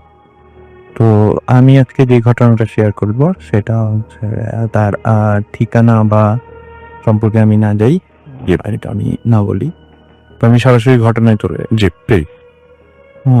তো ঘটনাটা শুরু হয় আমাদের সাথে এই আগস্ট মাস থেকে। তো তার মানে যার ঘটনাটা তার ছদ্মনাম আমি তৃষা দিচ্ছি। জি। তো তৃষার হঠাৎ করে মানে সাডেনলি অসুস্থ হয়ে পড়ে। তো তাকে হাসপাতালে নিয়ে যাওয়া হয়। হাসপাতালে ডাক্তার বলে যে অ্যাপেন্ডিসাইডের অপারেশন করতে হবে। তো দেন অপারেশন করার পরে 4 দিন পরে তাকে বাসায় নিয়ে আসা হয়। বাসায় নিয়ে আসার পরেই আসলে মেইন সমস্যাগুলো শুরু হয়। মেইন সমস্যাগুলোর মধ্যে প্রথম দেখা যায় যে সে নিজের সাথে নিজেই কথা বলা স্টার্ট করতো, লাইক নিজে কথা বলতে, একা থাকা পছন্দ করতে। তো আস্তে আস্তে এই ব্যাপারগুলো আসলে একটু বাড়তি দিক নেয় আর কি। যেমন দেখা যেত আস্তে আস্তে তার হাত পা বাঁকা হয়ে যেত বা হাত পা আকস্মিকভাবে বাঁকা হয়ে যেত, যেটা আসলে নর্মাল না। তো এটা তার বাবা মারা খুব ভালোভাবে খেয়াল করে। তারা একবার ডাক্তারের পরামর্শ নেয়। ডাক্তার বলে যে ওর অপারেশনের কারণে শরীর দুর্বল, তো আস্তে আস্তে এটা ঠিক হয়ে যাবে। তারা স্যালাইন দিয়ে রাখে বা যে কোনো একটা সলিউশন দেয় নর্মাল। তো তারপরেও এটা আসলে নেক্সট ঠিক হয় না, এটা আসলে আরো গভীর আকার ধারণ করে। যেমন ও নিজে চুল নিজে টানাটানি করতো, হাত বাঁকা করে ফেলতো, নিজে গলা নিজে চাপ দিয়ে ধরতো। তো এইসব কাহিনীর পরে আসলে ওর ফ্যামিলি ডিসিশন নেয় যে ওরা ভালো একজন হুজুর বা কারো পরামর্শ। তো বিভিন্ন জায়গা থেকে 3-4 জন হুজুরকে আনা হয়। তো তারা যখন তৃষাদের বাড়িতে আসে, তৃষাদের বাড়িতে আসার পরে আসলে ওরা বাড়িতে হুজুরা বাড়িতে ঢুকার সাথে সাথে তৃষার রিয়েকশনটা থাকে যে আপনারা কেন আসছেন, আপনারা এসে কোনো লাভ হবে না, এই মেয়ে আমাদের অনেক বড় ক্ষতি করে ফেলেছে। মানে লাইক এই কথাগুলো আসছে সরাসরি তৃষার মুখ থেকে। তার ভিতরে কোনো কিছু ইন হয়ে যায়, এই জন্য হয়তো বা এরকম কথাবার্তা আসে। তো হুজুর বলতেছে যে আচ্ছা আমরা বসে কথা বলি, দেন দেখা যাবে। তো তারা একটা বাড়ির মাঝখানে একটা আসনে বসে। আসনে বসার পরে হুজুর তৃষাকে সালাম দেয় যে সমস্যা কি, আপনি কেন আসছেন, এই মেয়ের ভিতরে কেন আসছেন? তো তখন তৃষার মুখ থেকেই আসলে কথাটা বের হয় যে এই মেয়ে আমাদের অনেক বড় ক্ষতি করে ফেলেছে। 3 বছর আগে এই মেয়ে একটা জায়গাতে আমার ফ্যামিলির এক মেম্বারকে মেরে ফেলেছে। তো তখন হুজুর আসলে কিউরিয়াস মাইন্ড থেকে জিজ্ঞেস করবে যে আসলে ব্যাপারটা আমাকে খুলে বলেন, আমি আসলে ব্যাপারটা না জানলে তো এটা সলিউশন করতে পারবো না। তারপর হুজুর অনেক চেষ্টা করে আসলে ব্যাপারটা বের করে। তখন তৃষার মুখ থেকে তৃষাই বলতে থাকবে যে আসলে ব্যাপারটা হয়েছে 3 বছর আগে তার এক ফ্যামিলি মেম্বারের বিয়ের সময়। তো তারা বরযাত্রী হিসেবে যাচ্ছিল, যাওয়ার সময় যে কোনো কারণে রাস্তায় গাড়ি আটকানো হয়, আটকে তাদেরকে একটা সেফ জোনে রাখা হয়। তো ওই এলাকাটা ছিল একেবারে নির্জন। বলতে গেলে ওই এলাকায় কিছু হিন্দু বাড়ি আছে একটু দূরে দূরে, লাইক 1/2 কিলোমিটার দূরে দূরে এই হিন্দু বাড়ি, আর মাঝখান দিয়ে শুধু বাগান। তো একপাশে দাঁড়ানো অবস্থা, তখন ওইরকম কোনো কিছু ফিলই হয় নাই যে এরকম কোনো কিছু হয়েছে। তখন নাকি ওই যারা তৃষার সাথে আছে তাদের কোন এক ফ্যামিলি মেম্বারকে তৃষা গলার মধ্যে পা দিয়ে দাঁড়িয়েছিল। তো তারা অনেক চেষ্টা করার পরেও তৃষার হাত থেকে আসলে ওই তাদের ফ্যামিলি মেম্বারকে ছাড়িয়ে আনতে পারেনি। তো তারা তখন থেকেই তৃষার সাথে সাথে আসে। তৃষা তখন অনেক ছোট ছিল, আর দেখতেও তেমন সুন্দর ছিল না বা লুক্রেটিভ ছিল না। তো তারা এটা নিয়ে অপেক্ষা করে আসলে তৃষা কখন একটু লুক্রেটিভ হবে বা তাকে তার ক্ষতি করা পসিবল হবে। তো তারা সুযোগটা পেয়েছে অপারেশনের পর থেকেই, মানে অপারেশনের পরে যখন তার শরীরটা দুর্বল হয়ে যায় তখন থেকেই আসলে তাদের অত্যাচারটা শুরু হয়। তো হুজুর অনেক ইয়ের পরে কোনো সলিউশনে আসতে পারছিল না। পরে হুজুর করে কি একটা সার্কেল আঁকে, মাটির মধ্যে একটা সার্কেল আঁকে। সার্কেল আঁকার পরে ওখানে একটা বাঁশের লাঠি দিয়ে আসলে দোয়া পড়া হয় আর ফু দেওয়া হয়, আর ওই সার্কেলের মধ্যে আঘাত করতে থাকে। তো সার্কেলের মধ্যে আঘাত করতে থাকলে নর্মালি তৃষার কিছু হওয়ার কথা না। তো বাট তৃষার শরীরে কিছু কিছু জায়গায় দাগ পড়ে যাচ্ছিল, লাইক অনেক জোরে কাউকে আঘাত করলে যেরকম একটা দাগ পড়ে যায় শরীরে, ব্যাপারটা ওরকম আর কি, ওরকম দাগ পড়ে যাচ্ছিল। তো তারপরও হঠাৎ মানে তৃষা বলছিল যে এইগুলা করে কোনো লাভ হবে না, আমরা আসলে মেয়েটাকে কখনোই ছাড়বো না, আমরা 3 বছর ওর পিছনে ছিলাম, আমরা ওর জীবন নিয়েই মুক্ত হব। তো হুজুর অনেক দোয়া দুরুজ পড়ার পরে বাড়ি বন্ধ করা হয় কয়েকটা ওয়েতে, কিন্তু তারপরেও এই সমস্যাগুলো আসলে থেকে যায়। তারপরে আমাদের বাড়ির মানে তৃষাদের বাড়ির পাশে এক মাদ্রাসা আছে, ওই মাদ্রাসার এক হুজুরকে আনা হয়। ওই হুজুর পরে আসার পরে আবার ব্যাপারটা আবার টোটাল শিওর হওয়ার পরে বলে যে কি হলে আপনারা এই মেয়েকে ছাড়বে। তো তাদের একটাই কথা যে আমরা কোনোভাবেই তাকে ছাড়া হবে না, আমরা এই মেয়ের জীবন নিয়েই তবেই মুক্ত হব। তো তারপরে ওই হুজুর আসলে অনেক দোয়া দুরুজ পড়ার পরে মোনার ভিতর থেকে তৃষার ভিতর থেকে আসলে ওগুলোকে বোতলবন্দি করা হয়, বোতলবন্দি করার পরে মাটিতে পুঁতে ফেলা হয়। এখন নর্মালি একটু ব্যাপারটা নর্মাল আছে, এখন একটু সমস্যা কম হচ্ছে, বাট মাঝে মাঝেও একটু সমস্যা হয় আর কি। এই ছিল আমার ঘটনা। ধন্যবাদ। থ্যাংক ইউ সো মাচ আপনার ঘটনার জন্য। আপনাকে অনেক ধন্যবাদ। আমি অনেকদিন আগের একটা স্টোরি পেলাম খুঁজতে খুঁজতে। আমি জানি না যে স্টোরিটা পড়েছি কিনা, কিন্তু আমি যদি পড়ে থাকি তাহলে আমার কেন যেন মনে হচ্ছে যেটা আমি পড়িনি। যদি মিস করে ফেলি তাহলে মানে বিরাট মিস। সো আমি বরং এটা পড়েই ফেলি। আজকে আমাদের হাতে আমাদের যেহেতু আর একজন মাত্র গেস্ট আছে, সুতরাং সময়ও আছে, আমি একটু পড়ে ফেলি। তো লিখছেন, আসসালামু আলাইকুম রাসেল ভাই, আশা করি ভালো আছেন। আমি রাজশাহী থেকে নাহিদ আপ্রাণ, একজন স্টুডেন্ট, তাই সঙ্গত কারণেই রাজশাহী থেকে স্টুডিওতে গিয়ে শেয়ার করা আমার পক্ষে সম্ভব না। এবং তিনি তারপরে লিখছেন যে যদি ঘটনা ভালো লাগে তো পড়ে শোনানোর অনুরোধ রইল। ঘটনাটি এখন থেকে 2 বছর আগে আমার নিজের জীবনে ঘটে যাওয়া মর্মান্তিক একটি ঘটনা। শুরুতেই বলে রাখি, আমি ছোটবেলা থেকেই এসব অলৌকিক বিষয় নিয়ে ইন্টারেস্টেড এবং অলৌকিক ব্যাপার নিয়ে ইন্টারেস্টেড। তাই সময় পেলেই আমি আমার বন্ধুরা মিলে ঘুরতে চলে যাই সেই সব জায়গাগুলোতে, যে জায়গাগুলো এলাকায় অনেক রহস্যময় ঘটনার প্রচুর আছে। ঘটনাটি যে সময় হবে, আমি তখন 10ম শ্রেণীতে পড়াশোনা করছি, আমার আর 3 মাস পরে ফাইনাল এক্সাম। এমন সময় আমি আমার বাসা থেকে ততটা বের হই না। আমার গ্রামটা রাজশাহী জেলার বাগমারা থানায়। আমাদের গ্রামের প্রবেশপথেই অনেক বড় একটা জঙ্গল পড়ে। ওই জঙ্গলটি স্থানীয় ভাষায় কালীতলা নামে পরিচিত। এই জঙ্গল নিয়ে অনেক অলৌকিক ঘটনা আছে, পরে সময় পেলে আবার আপনার কাছে পাঠাবো। এখন মূল ঘটনায় আসি। দিনটি ছিল সোমবার। সেদিন আমার চাচাতো ভাইয়ের কাজিনের বিয়ে, তাই আমি এবং আমার 3 চাচাতো ভাই রকি, গোলাম এবং শাকির বিয়ে বাড়িতে গেলাম। সেখান থেকে ফিরতে আমাদের মোটামুটি অনেক রাত হয়ে গেল। আমরা 4 জন হাঁটতে হাঁটতে একদম গ্রামের সামনের ওই জঙ্গলটির কাছে চলে গেছিলাম।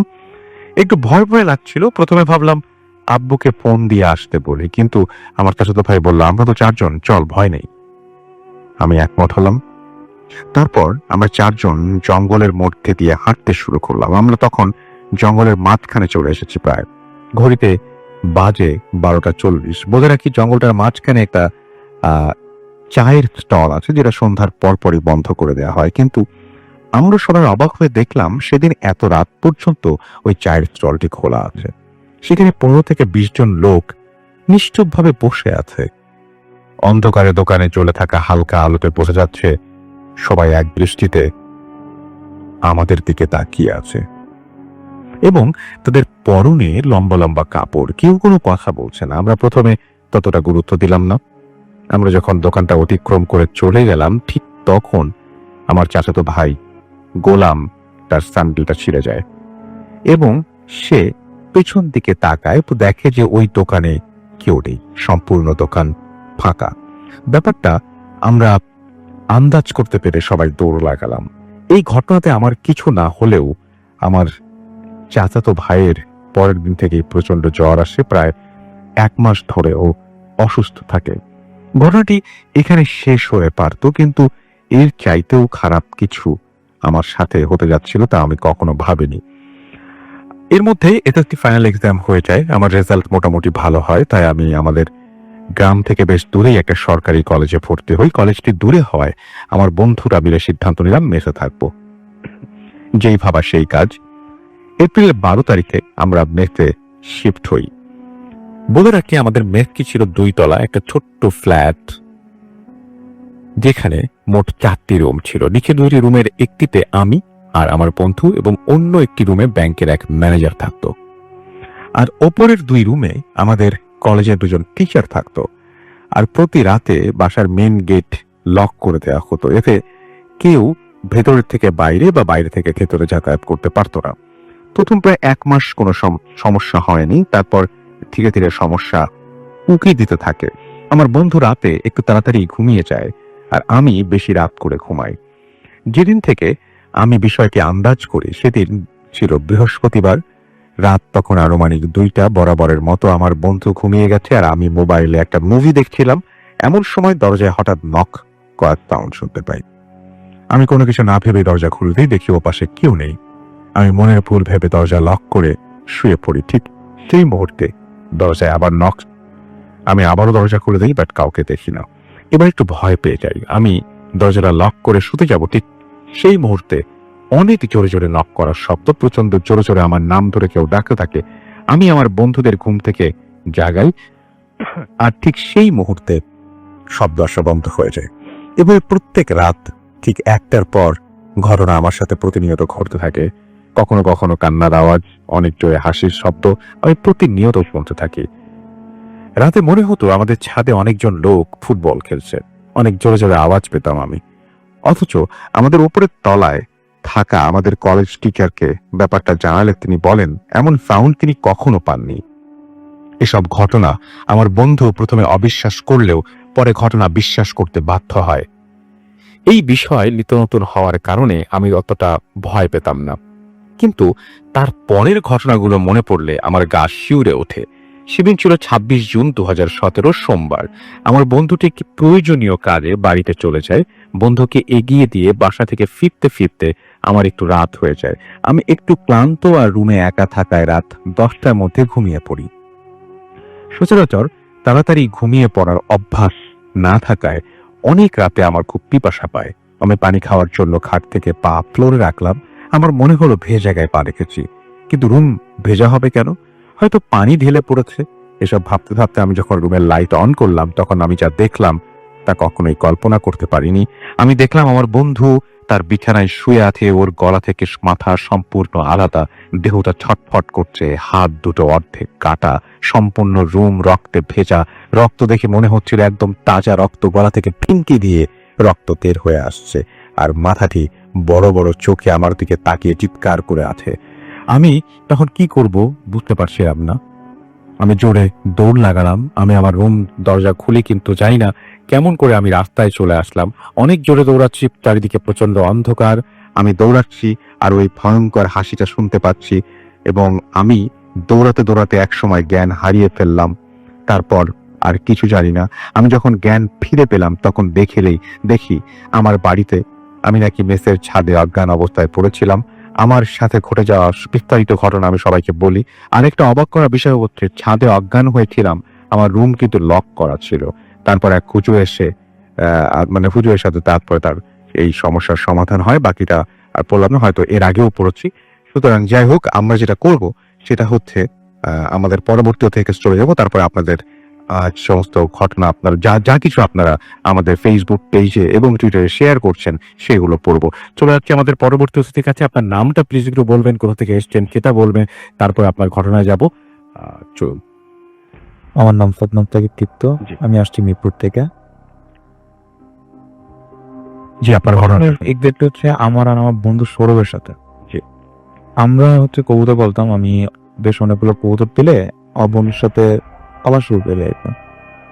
তো সাডেন 1-2 মাস যাওয়ার পরে আমার বন্ধু আমাকে বলতেছে যে, বন্ধু খালি দেখতেছি কবুতর মরে যাচ্ছে।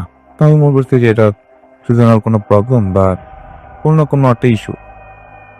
যে থ্রুতে আমি ওকে বলছি যে এই সিজনে এই সমস্যাটা হতে পারে, আমি ব্লাইন্ডলি না দেখেই বলতে এই ওষুধগুলা খাওয়াই দেয়, তো ওগুলিতে কাজ হয়ে যাবে। জি। 1 সপ্তাহ পরও বলছে, কিন্তু আমার কবুতর স্টিল মিসিং। আমি করলাম কি, আচ্ছা চল তোর সাথে আমি যাবো পরের দিন। সেদিন আর যাইনি। পরের দিন আমি গেলাম, যে জাস্ট ছাদে এই যে খালি কবুতর মরতো। খবর 8তলা ছাদের উপর, তো কোনো ওয়েই নেই, কারণ ঘর করা, তো রুম মতন করে ঘর করা, এটার ভিতরে না কাক ঢুকতে পারবে না চিল, কোনো ওয়েই নেই যে একটা কিছু কবুতরগুলোকে নিয়ে যাবে। তো আমি কিছু এক সাইড থেকে ছাদটা বেশ বড়, তো আমি এক সাইড থেকে আরেক সাইডে যেতে যেতে হুট করে দেখি ছাদের অপর সাইডে কে জানি একটা গোল সার্কেল করে, ফার্স্ট টাইম রং মনে করছিলাম, গোল সার্কেল করে অনেক কিছু রাখা। একটা বাটিতে দেখলাম ব্লাড রাখা, একটাতে দেখলাম বোন আছে, হাড্ডি, বেশ এরকম কালো হয়ে গেছে সবকিছু। তো আমার বন্ধু কিছু না বুঝেই রাগের মাথা ওর, কারণ ওর কবুতর গুলো মারা যেত, রাগের মাথা গুলো সব লাঠিতে সরেনি। তো ওটা থেকে আমি লোক ডেকে আনলাম, আমরা ডেকে এনে ছাদটাকে আগে পরিষ্কার করাইলাম, খাদে চাটা পরে যা করালাম। আমি নিচে গেলাম, নিচে যে আমাদের ডায়ার আছে, সে আবার যে কবিরা যেটা বেশি পারে, তোর ওনার সাথে কথাবার্তা বললাম। উনি বললো যে হ্যাঁ এখানে ব্ল্যাক ম্যাজিকের কি কি করে এরকম কিছু অনুভূতি হয়, হ্যাঁ এরা কালো জাদু বা এরকম কিছু করে, আপনারা এগুলি নিয়ে আর মাথা ঘামায়েন না। আমরা বললাম মানে এত কিছু আর জানতে চাইনি। আমি বলতে আমাদের বিল্ডিং এ করে না, বিল্ডিং এর বাইরে। তা আপনাদের বিল্ডিং এ একজন আছে। আচ্ছা, তো তার জানলাম, তার নাম তো না বলি আর কি। তা আমাদের বিল্ডিং এ আছে, তো তার বাসার সামনে উনি যা বলছে যে এই ছাগলের যে হাড্ডিটা দেখতে পাচ্ছেন মাথার, ওটা কিন্তু বলি দেওয়া।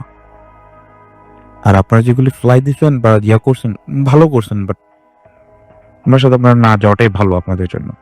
তো সৌরভের মানে আমার যে বন্ধুর বাবা, সে আবার পানি পড়া দিয়ে ছাদটাকে মানে একদম যার পর ক্লিন করলো। এরপর থেকে আমাদের ছাদে মানে কবুতর নিয়ে আর কিছু হয় নাই, কারণ প্রতিদিন ফেদারও থাকতো না, কিছুই থাকতো না, জাস্ট কবুতরের ব্লাড থাকতো। কারণ অন্য কেউ যদি কবুতর নিয়ে যেত তাহলে কোনো ব্লাড থাকার কথা ছিল না। আর এখানে জাস্ট কবুতর ব্লাড থাকতো আর কোনো কিছুই থাকতো না। এটাই আপনার ঘটনা। জি ভাই, এটা আর কোনো এক্সপ্রেশন ছিল না। আচ্ছা, এছাড়াও মনে হয় আপনার আরেকটা ঘটনা ছিল না? হ্যাঁ, একটা শুনে ফেলি। আমরা হচ্ছে সিজনাল যখন র্যাকেট খেলতে যাই মানে প্রতি শীতে, আমরা এটা হচ্ছে 2 বছর আগের কথা আর কি। টুর্নামেন্টের জন্য আমরা আরেকটাতে গেছি, মানে আরেকটা মাঠে গেছিলাম, আরেক এলাকা। তো মাঠটা হচ্ছে মানে এমন একটা গলি, চিপা একটা গলি, যেটা হচ্ছে সব বিল্ডিং এর ব্যাক সাইড পড়ে। তো ওই সাইডে কোনো ফ্রন্ট গেট নাই। তো টোটালি একটা ব্যাক গেটের একটা রাস্তা। তো আমরা মানে খেলার জন্য ওই মাঠে যাই। তো যে 1-1.5 ঘন্টা পরে শুনলাম যে না, খেলাটা পোস্টপোন হয়েছে, যে এখন খেলা হবে না, এটা নেক্সট উইক। তো আমি চিন্তা করি চলে যাবো। ওই টাইমে একটা ছোট হুজুর, একটা বড় হুজুর আসে আর কি। ছোট হুজুর তা কিছুই বলে না, বড় হুজুরটা আমাদেরকে মানে বলে যে আসো আমরা নামাজ করতে যাই এই ওই মানে, তারপর একটা কথা বলতে থাকে। আমরা চিন্তা করি যে, আমার বন্ধু বলে যে আমরা তো এই এলাকার না, আমরা আরেক এলাকার, আমরা এখানে টুর্নামেন্ট খেলতে আসছিলাম। তো এক কথায় 2 কথায় হুজুর বলতে যায় না, কোনো কিছু তার ইস্যু লাগে না নামাজ পড়তে, আপনারা আসতে পারেন, নামাজ পড়তে পারেন। হুজুরটা অনেক ছিল, মানে কোনো ফোর্স করতেছে না, আবার অনেকভাবে কনভিন্স করার চেষ্টা করছে। তো এক পর্যায়ে আমি আমার বন্ধুকে বলি, বন্ধু এত কথা না বললে চল আমরা আমাদের কোয়ার্টারে চলে যাই, কোয়ার্টারে যেয়ে আমরা আমাদের মতন খেলতে পারি। তো হুজুর আমাদের ঠিক 30 মিনিটস আগেই 30 সেকেন্ড আগেই রওনা দিয়ে দিছে যে আচ্ছা আমি আসতেছি বলে চলে গেল। তো আমরাও চিন্তা করলাম হুজুর আবার আসবে, অত কিছু করার থেকে আমরা এখান থেকে সরে যাই, এটাই ভালো। তো আমরা আমাদের মতন রওনা দিয়ে দিলাম, চিন্তা করলাম হুজুর আমাদের একটু আগেই তো গেছে, সমস্যা নেই, আমরা পাস করে চলে যেতে পারবো। আমরা যতই হাঁটি হুজুরকে আর পাইনি, কারণ ওই ওয়ে মানে এমন একটা জিনিস, কারো বাসায় যেতে পারবে না, মানে কোথাও যাওয়ার রাস্তা নেই, মানে যাই হবে হুজুর আমাদের সামনেই পড়বে, আর আমরা সামনে পড়তেই হবে, কারণ যেভাবে আমরা তাড়াতাড়ি গেছি, তো হুজুরকে আমরা সামনে পাইও নাই। এটাই ছিল ভাই আমার ঘটনা। মানে okay, thank you so much, thank you. আপনার কাছে আমি আবার আসবো। আমাদের আরো একজন অতিথি যিনি একটু আগে আমাদের একটা ঘটনা বলেছেন, তার কাছ থেকে আমরা আরেকটা ঘটনা শুনে আসবো। আপনার যে আরেকটা স্টোরি আছে সেটা একটু কাইন্ডলি আমাদের করবেন। তার আগে আপনার নামটা বলবেন, কোথা থেকে এসেছেন, যেহেতু আপনাকে দেখা যাচ্ছে না। জি, আমি আরমান আক্কান, আমি এসেছি ধানমন্ডি থেকে। তো আমার সাথে ঘটে যাওয়া আরেকটা ঘটনা আমি শেয়ার করছি। এটা সম্পূর্ণ আমার সাথে ঘটে যাওয়া ঘটনা। ঘটনাটি অনেক আগে, তখন আমি ক্লাস 8 কি 9 এ পড়ি। তো তখন ছিল রমজান মাস। তো রমজান মাসের সময় আমরা সেহরির জন্য উঠি। আমার ঘরে আমার মা আর আমরা 2 ভাই ছিলাম, একটা ছোট বোন ছিল। তো আম্মু অনেক জোর করে আমাদেরকে আসলে আমরা ঘুমাইতে চাচ্ছিলাম না, সেহরি করে ঘুমিয়ে যেতে চাচ্ছিলাম। তো তখন আম্মু বলে যে যা তোরা নামাজ পড়ে আয়। তো নামাজ পড়তে যাওয়ার আমাদের অনেক দেরি হয়ে গেছে। তখন জামাত প্রায় জামাত শেষ হয়ে গেছে, সব মুসল্লিরা বাসায় ব্যাক করে ফেলেছে। তো মসজিদে কেউ ছিল না, বাট মসজিদের লাইটটা জ্বালানো ছিল। আমি একটু উল্লেখ করে রাখি যে মানে আমাদের বাড়ির সামনে যে মসজিদটা ছিল, মসজিদটার ইলেকট্রিসিটি অপারেট হতো একটা ঘর থেকে। যে ওই ঘর থেকে আপনি চাইলে মসজিদের সব ইলেকট্রিসিটি অফ করে দিতে পারবেন। তো আমি আসলে মসজিদে যাই আমার ছোট ভাইকে নিয়ে। তো ছোট ভাই অনেক ছোট ছিল, ক্লাস 2-তে আর 3-তে এরকম পড়ে। তো আমরা মসজিদে যাওয়ার পরে আমি উজু টুজু করি, আমার ছোট ভাইও তখন অত কিছু বুঝে না, আমার সাথে অজু টজু করে নামাজ পড়তে আসে। তখন আমি 2 রাকাত পড়ার পরে সেকেন্ড 2 রাকাত পড়ার সময় হঠাৎ করে ওই ঘর থেকে মসজিদের সব ইলেকট্রিসিটি বন্ধ করে দেওয়া। লাইক এখন তো কেউ নামাজ পড়বে না, এই জন্য মসজিদের লাইট জ্বালায় রাখাটা আসলে ঠিক হবে না, এই জন্য হয়তো বা বন্ধ করে দেওয়া হয়। তো আমি অন্ধকারের ভিতরেই নামাজটা শেষ করি। তখন হচ্ছে মানে সেহরির পরে সূর্য উঠতে একটু দেরি হতো, একটু সময় নিত। অন্ধকারটা ছিল এমন যে কিছু দূর দেখা যায়, বাট চেহারা স্পষ্ট বোঝা যায় না। কিছু দূর মানে 15-20 হাত পর্যন্ত দেখা যায়, কিন্তু কোনো কিছু বোঝা যায় না। তো আমাদের মসজিদ থেকে বের হয়ে ইটের রাস্তা ছিল। তো আমি যখন নামাজ পড়ে বের হলাম, ইটের রাস্তা দিয়ে নর্মালি কোনো কেউ যাতায়াত করলে বা কোনো রিক্সা যাতায়াত করলে আসলে একটা শব্দ হয়, ইটের রাস্তারও একটা শব্দ হয়, আবার রিক্সারও একটা শব্দ হয়।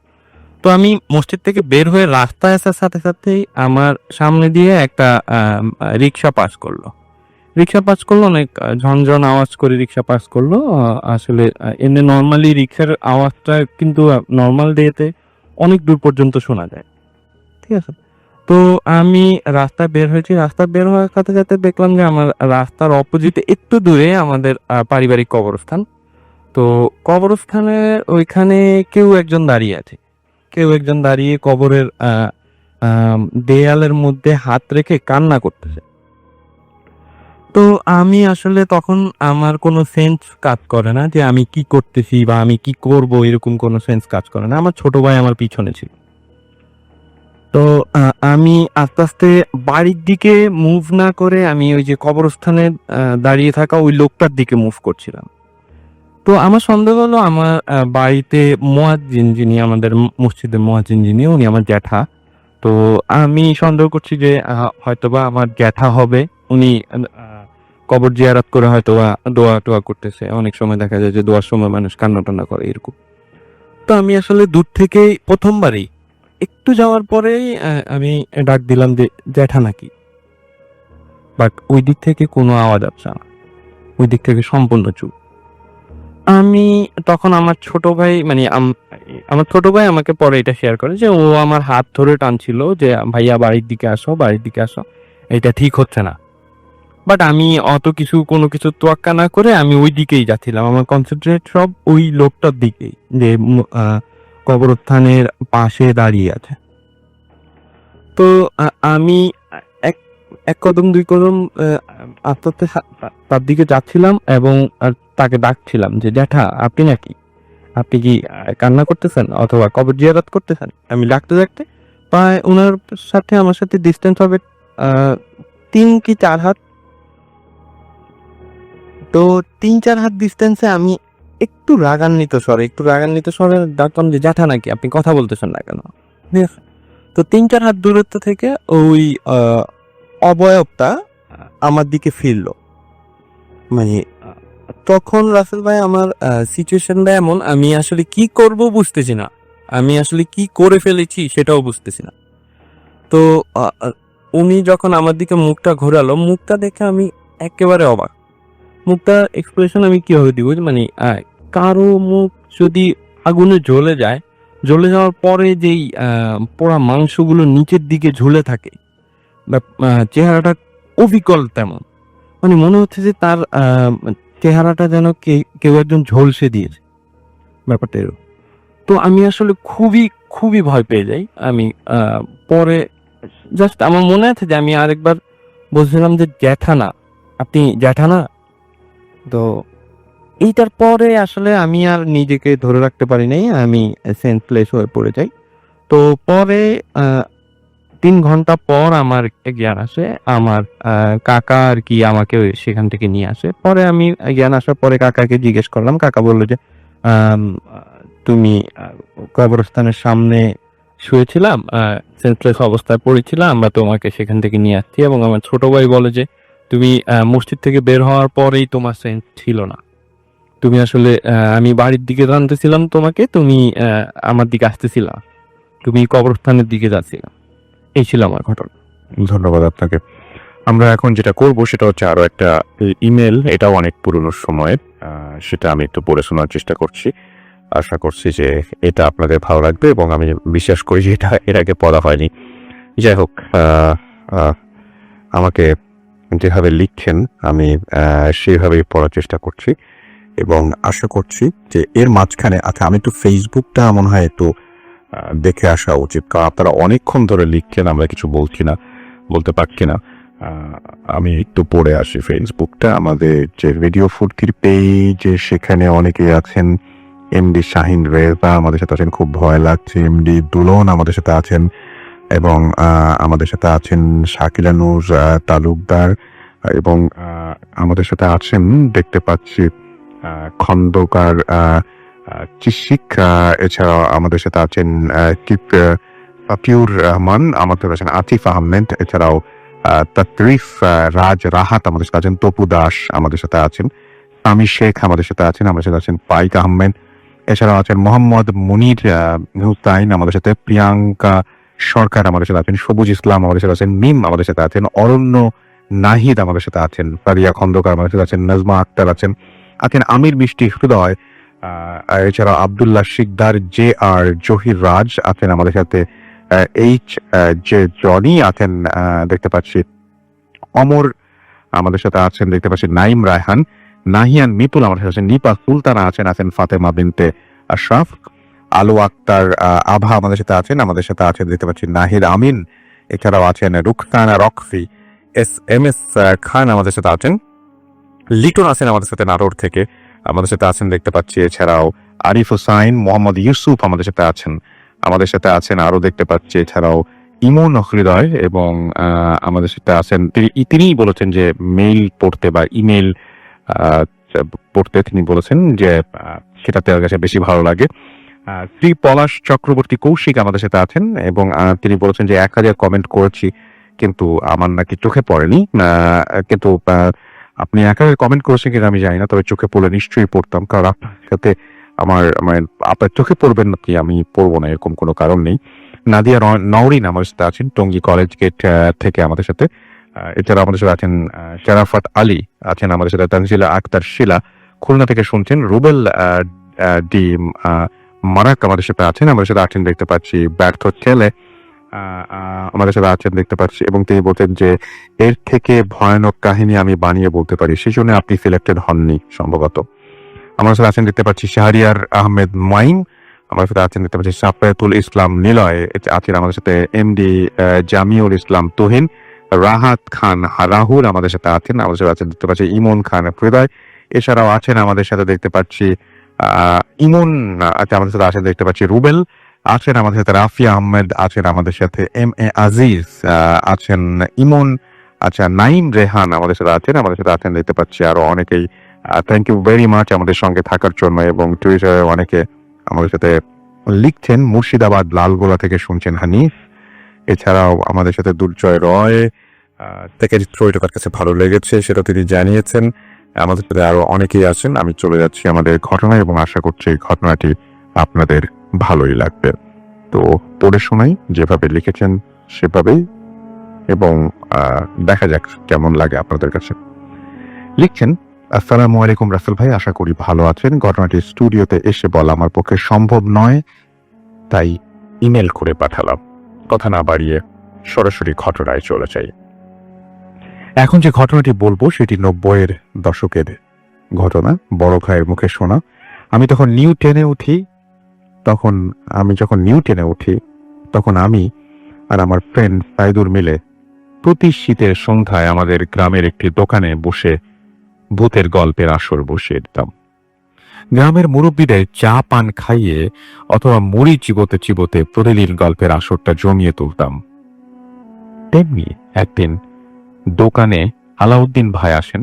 উনি একজন জ্ঞানী ব্যক্তি, বলে রাখা ভালো, ওনার মাথার চুল বেশ পাতলা ছিল, যার কারণে সবাই ওনাকে জ্ঞানী বলেই ডাকত। যাই হোক, ঘটনাটা উনি যেভাবে বলেছেন আমি সেভাবেই বলছি। তখন আমার বয়স ছিল 22-23 বছর। টকবগে যুবক ছিলাম। সংসারের বড় ছেলে হওয়ায়, অকালে বাবা মারা যাওয়ায় সংসারের হাল ধরতে হয়েছিল ছোটবেলা থেকেই।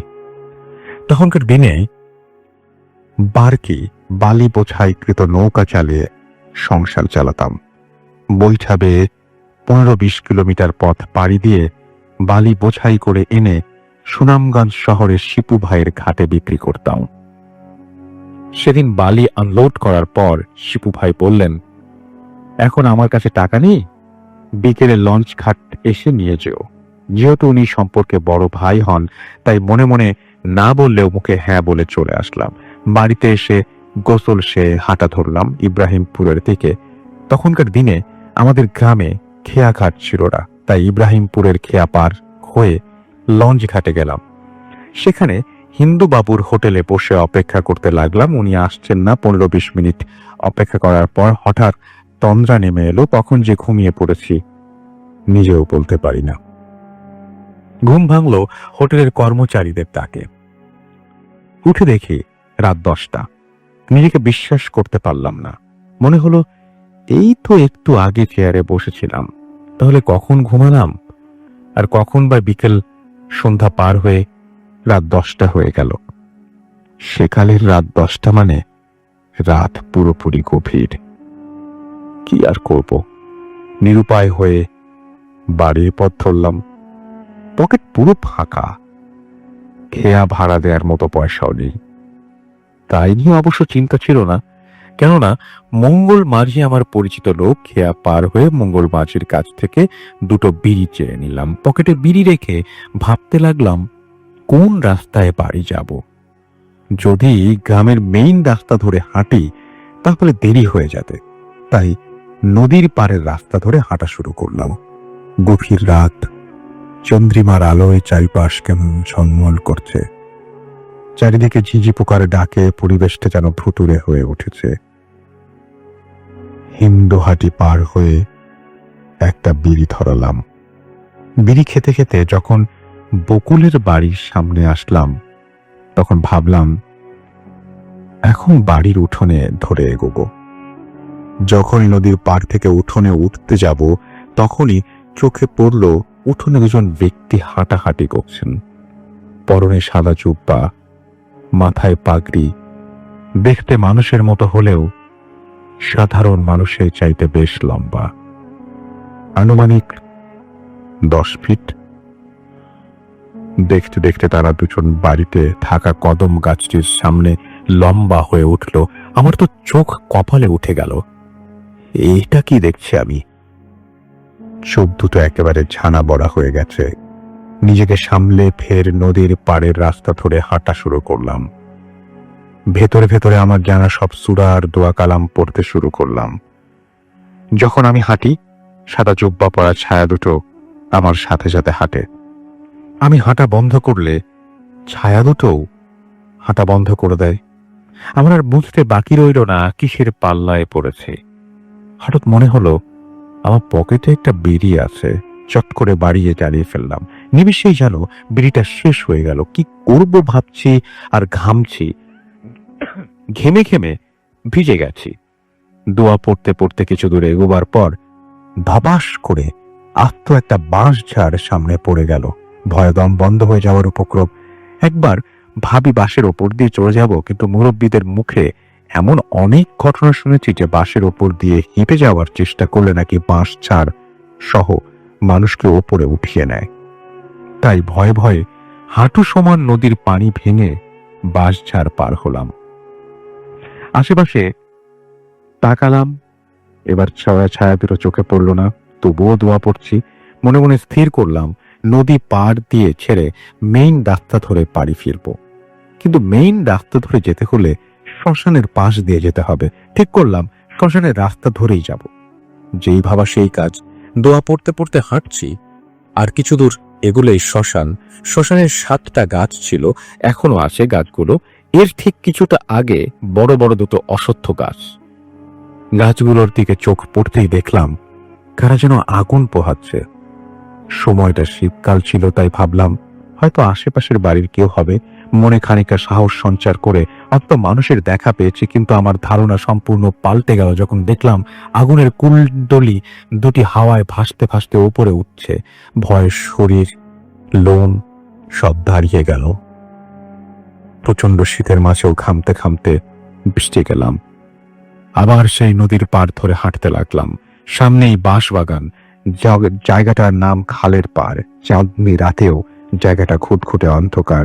ভয়টা আরো বেড়ে গেল। হঠাৎ ঝোড়ো হাওয়া বইতে শুরু করলো। ভাবলাম শীতের রাতে তো ঝড় হবার কথা নয়। তবুও মনে মনে আল্লাহকে স্মরণ করছি, আর ওইদিকে বাঁশবাগান তছনছ হয়ে যাচ্ছে। আমি তবুও না থেমে সামনের দিকে হাঁটছি।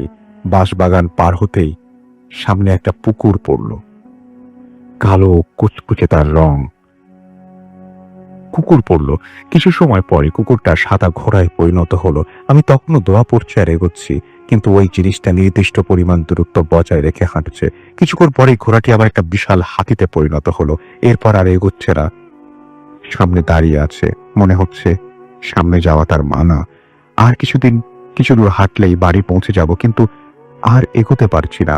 হঠাৎ পকেটে থাকা দেশালাইয়ের কথা মনে পড়লো। কোন রকমে পকেট থেকে দেশালাই বের করে একটার পর একটা জ্বালাচ্ছি আর দোয়া পড়ছি। এরকম করতে করতে হাতিটাকে ক্রস করে বাড়ির দিকে দ্রুত গিয়ে গতিতে হাঁটা শুরু করলাম। কিছুটা দূরেই কুপির আলো জ্বলতে দেখা যাচ্ছে। হয়তো মা আমার আশায় জেগে আছেন। বাড়ির কাছে আসতে আমার খুব কাছের একজন বন্ধু আমার নাম ধরে ডাকলো, বলো, আলাউদ্দিন কোথায় যাস? আমাকে নিয়ে যা। লোকের মুখে শুনেছি এরকম পরিস্থিতিতে পেছনে তাকাতে নেই। আমিও তাকাইনি। যখন ঘরের পাশে চলে আসলাম তখন পেছন থেকে একটা আওয়াজ আসলো। আজকে বেঁচে গেই। আমি আর নিজেকে ধরে রাখতে পারলাম না। ও মা গো বলে একটা চিৎকার দিয়ে ঘরের দরজা ভেঙে ভেতরে চলে গেলাম। সাথে সাথে জ্ঞান হারালাম। 2-3 দিন পরে জ্ঞান ফিরলো। তখন বাকশক্তি নেই। সবার কথা শুনছি, কোনো জবাব দিতে পারছি না। আমার এই অবস্থা দেখে পরিবারের লোকজন অনেক ডাক্তার কবিরাজ দেখালেন, কিন্তু কোনো লাভ হয়নি। দিন দিন আমার অবস্থা খারাপ হতে লাগলো। সবকিছু বিছানায় করতাম। মাথার ঘন কালো চুলগুলো ঝরে পড়ে গেছে। শেষমেশ দূরের কোনো এক বড় কবিরাজের কাছে আমাকে নিয়ে যাওয়া হয়। তিনিও আমার কোনো উপকার করতে পারেননি। আমার অবনতি দেখে তিনি অনুমান করে বললেন, কিছুদিন পর নাকি আমি মারা যাব। ওনার দেয়া দিন ঘনিয়ে আসলো। আমার হাতে মাত্র আর 1 রাত সময় বাকি। মা আমার পাশে বসে আছেন। রাতটা ছিল গ্রীষ্মের কোনো এক রাত। আনুমানিক রাত 3টার কোনো এক কারণে আমার মা পাশ থেকে উঠে অন্য ঘরে গেলেন। গরমকাল ছিল বলে ঘরের দরজাও খোলা ছিল। হঠাৎ আমার চোখ উঠোনের দিকে গিয়ে পড়ল। দেখলাম সাদা পাঞ্জাবি আর পাগড়ি পরা 4 জন লোক আমার দিকে আসছে। ভাবলাম হয়তো আমার মৃত্যুর সময় হয়ে গেছে। শেষমেশ কালিমা পড়ে নিলাম। লোক 4 জন বেশ লম্বা ছিলেন। ওনারা একজন আর একজনের পিছু হয়ে আমার ঘরে প্রবেশ করলেন। ঘরে প্রবেশ করার সাথে সাথেই পুরো ঘর সুগন্ধে ভরে গেল। তবুও আমি ভয়ে শেষ হয়ে যাচ্ছি। ওনারা সবাই ক্রমে ক্রমে আমার মাথায় হাত বুলিয়ে দিলেন। সাথে সাথে আমার বাক শক্তি ফিরে আসলো, শরীরের জোরও ফিরে আসলো। ওনাদের মধ্যে একজন বলে গেলেন, ভয় পাস না, তুই ভালো হয়ে যাবি। বলেই 4 জন কোথাও উধাও হয়ে গেল। আমি মা বলে চিৎকার করে কেঁদে উঠি। আমার চিৎকার শুনে ঘরের সবাই আমার পাশে আসেন এবং খুশিতে কান্না শুরু করেন। এর কিছুদিন পরে আমি পুরোপুরি সুস্থ হয়ে যাই। ঘটনাটি ভালো লাগলে পড়ে শোনাবেন। আমার কাছে আরো ঘটনা আছে, সময় পেলে পাঠিয়ে দেব। এটি ছিল ঘটনা, এবং আশা করছি যে এই ঘটনাটি আপনাদের কাছেও ভালো লেগেছে। যদি ভালো লাগে অবশ্যই আমাকে জানাবেন, এবং আপনাদের কাছ থেকেও এরকম ঘটনা চাই এবং প্রচুর পরিমাণে চাই। সেই জন্য আপনাদের যেটা করতে হবে সেটা হচ্ছে আমাকে ঘটনা পাঠাতে হবে আমাদের ইমেল অ্যাড্রেসকে জানাটা। সেই জন্য আসসালামু আলাইকুম রাসূলুল্লাহ, আমি আসিফ মাহমুদ। আমার জীবনে ঘটে যাওয়া একটি ঘটনা আপনাকে শেয়ার করবো। আমার বাসা রাজশাহীতে এবং নাগরিক মেরচুন্ডি পূর্বপাড়া এলাকায়। ঘটনার পর থেকে আমার জীবন প্রশ্নবিদ্ধ। আমি জানি না বেঁচে আছি না মরে আছি। আমি কি সুস্থ একজন মানুষ, না অস্বাভাবিক, নাকি একেবারে ভারসাম্যহীন, আমি নিজে জানি না আমি কেমন। ঘটনার বিস্তারিত বর্ণনা দিই। ভাইয়া ওদিন আজ থেকে 2 মাস আগে ঘটনা, এবং ওই দিন আমি ফোনে কথা বলতে বলতে ভাই একটু রেল লাইন যে আছে, যে মেহেরচন্ডীর মানে রাজশাহী ইউনিভার্সিটির যে লাইন থেকে নেমে যায় মেহেরচন্ডী পূর্বপাড়া যেতে, সেখানে মানে আগে অনেক গাছ ছিল, গাছ কেটে ফেলা হয়েছে, তো একটু খোলা পরিবেশ ছিল, চাঁদের আলো, মানে পরিষ্কার আকাশ ছিল। তো বসে থেকে ফোনে কথা বলছিলাম। ট্রেন আসছে, যে হরিয়ানা থেকে আগত ট্রেন একটি আসছিল, এবং তো আমি হর্ন শুনে সাইড দেব, এবং একটু পর সাইড দেবো ভাবলাম। যখন উঠি মানে ট্রেনটা যখন আসে, মানে একেবারে নাগাল থেকে আমার থেকে প্রায় 50 মিটার দূর আছে, আমি উঠিতে কিছু একটা আমার পা টেনে দেয়, লাইনের সাথে মনে হচ্ছে পা আমার সংযুক্ত।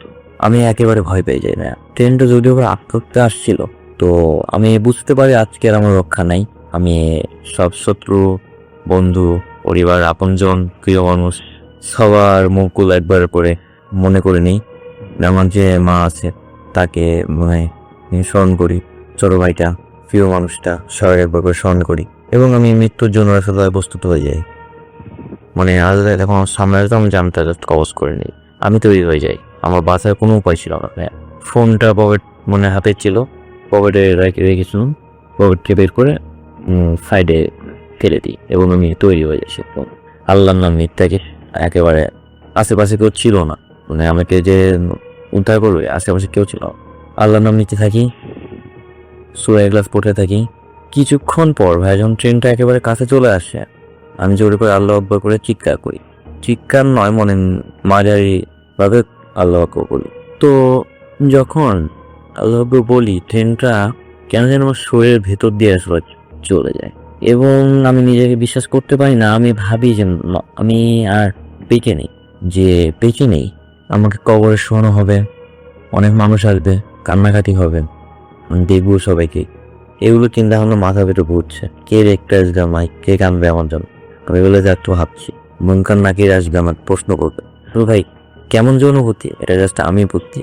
আমি যখন রেল লাইন থেকে অক্ষত অবস্থায় নিচে নামি, পৃথিবীর সব খুশি যে আলাদা করলেও একত্রে করলে সেই খুশিটা হবে না আমার যে খুশিটা হয়েছিল।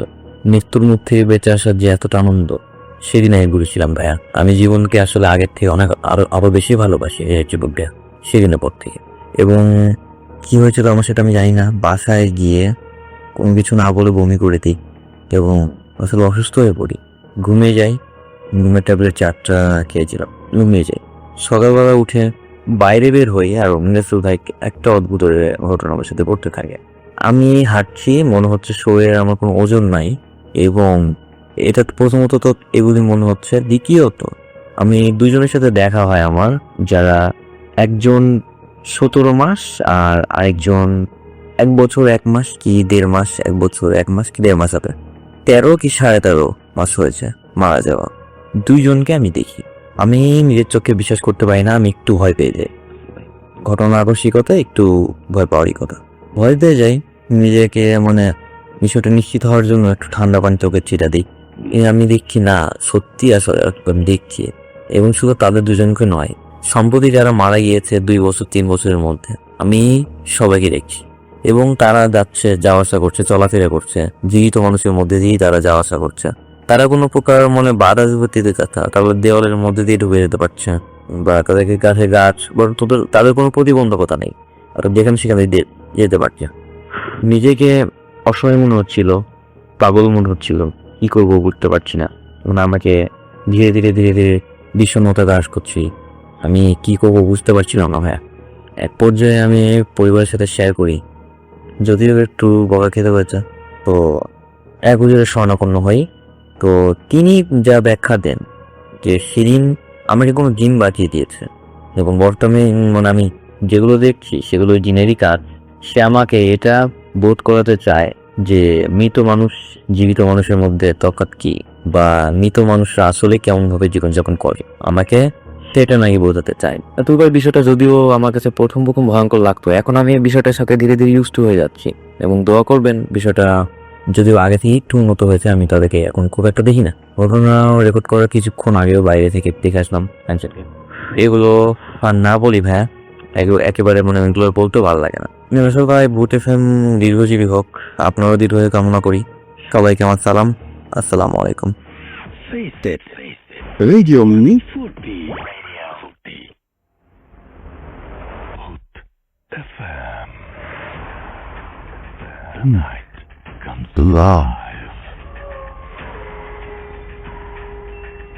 বিশ্বাস করা না করাটা আপনার ব্যাপার।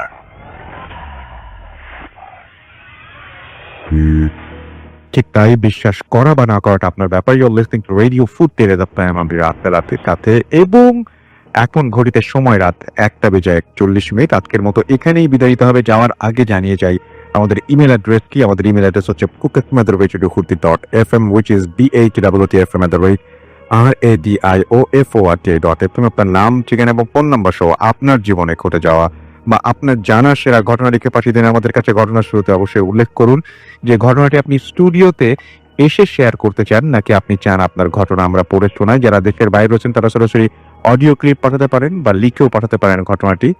এবং আশা করছি যে আমাদের আজকের প্রতিদিন আপনাদের ভালো লেগেছে। আজকের মতো এখানেই শেষ করছি। সবাই ভালো থাকবেন, সুস্থ থাকবেন, মোস্ট ইম্পর্টেন্টলি ফুড খেতে থাকবেন। টাটা।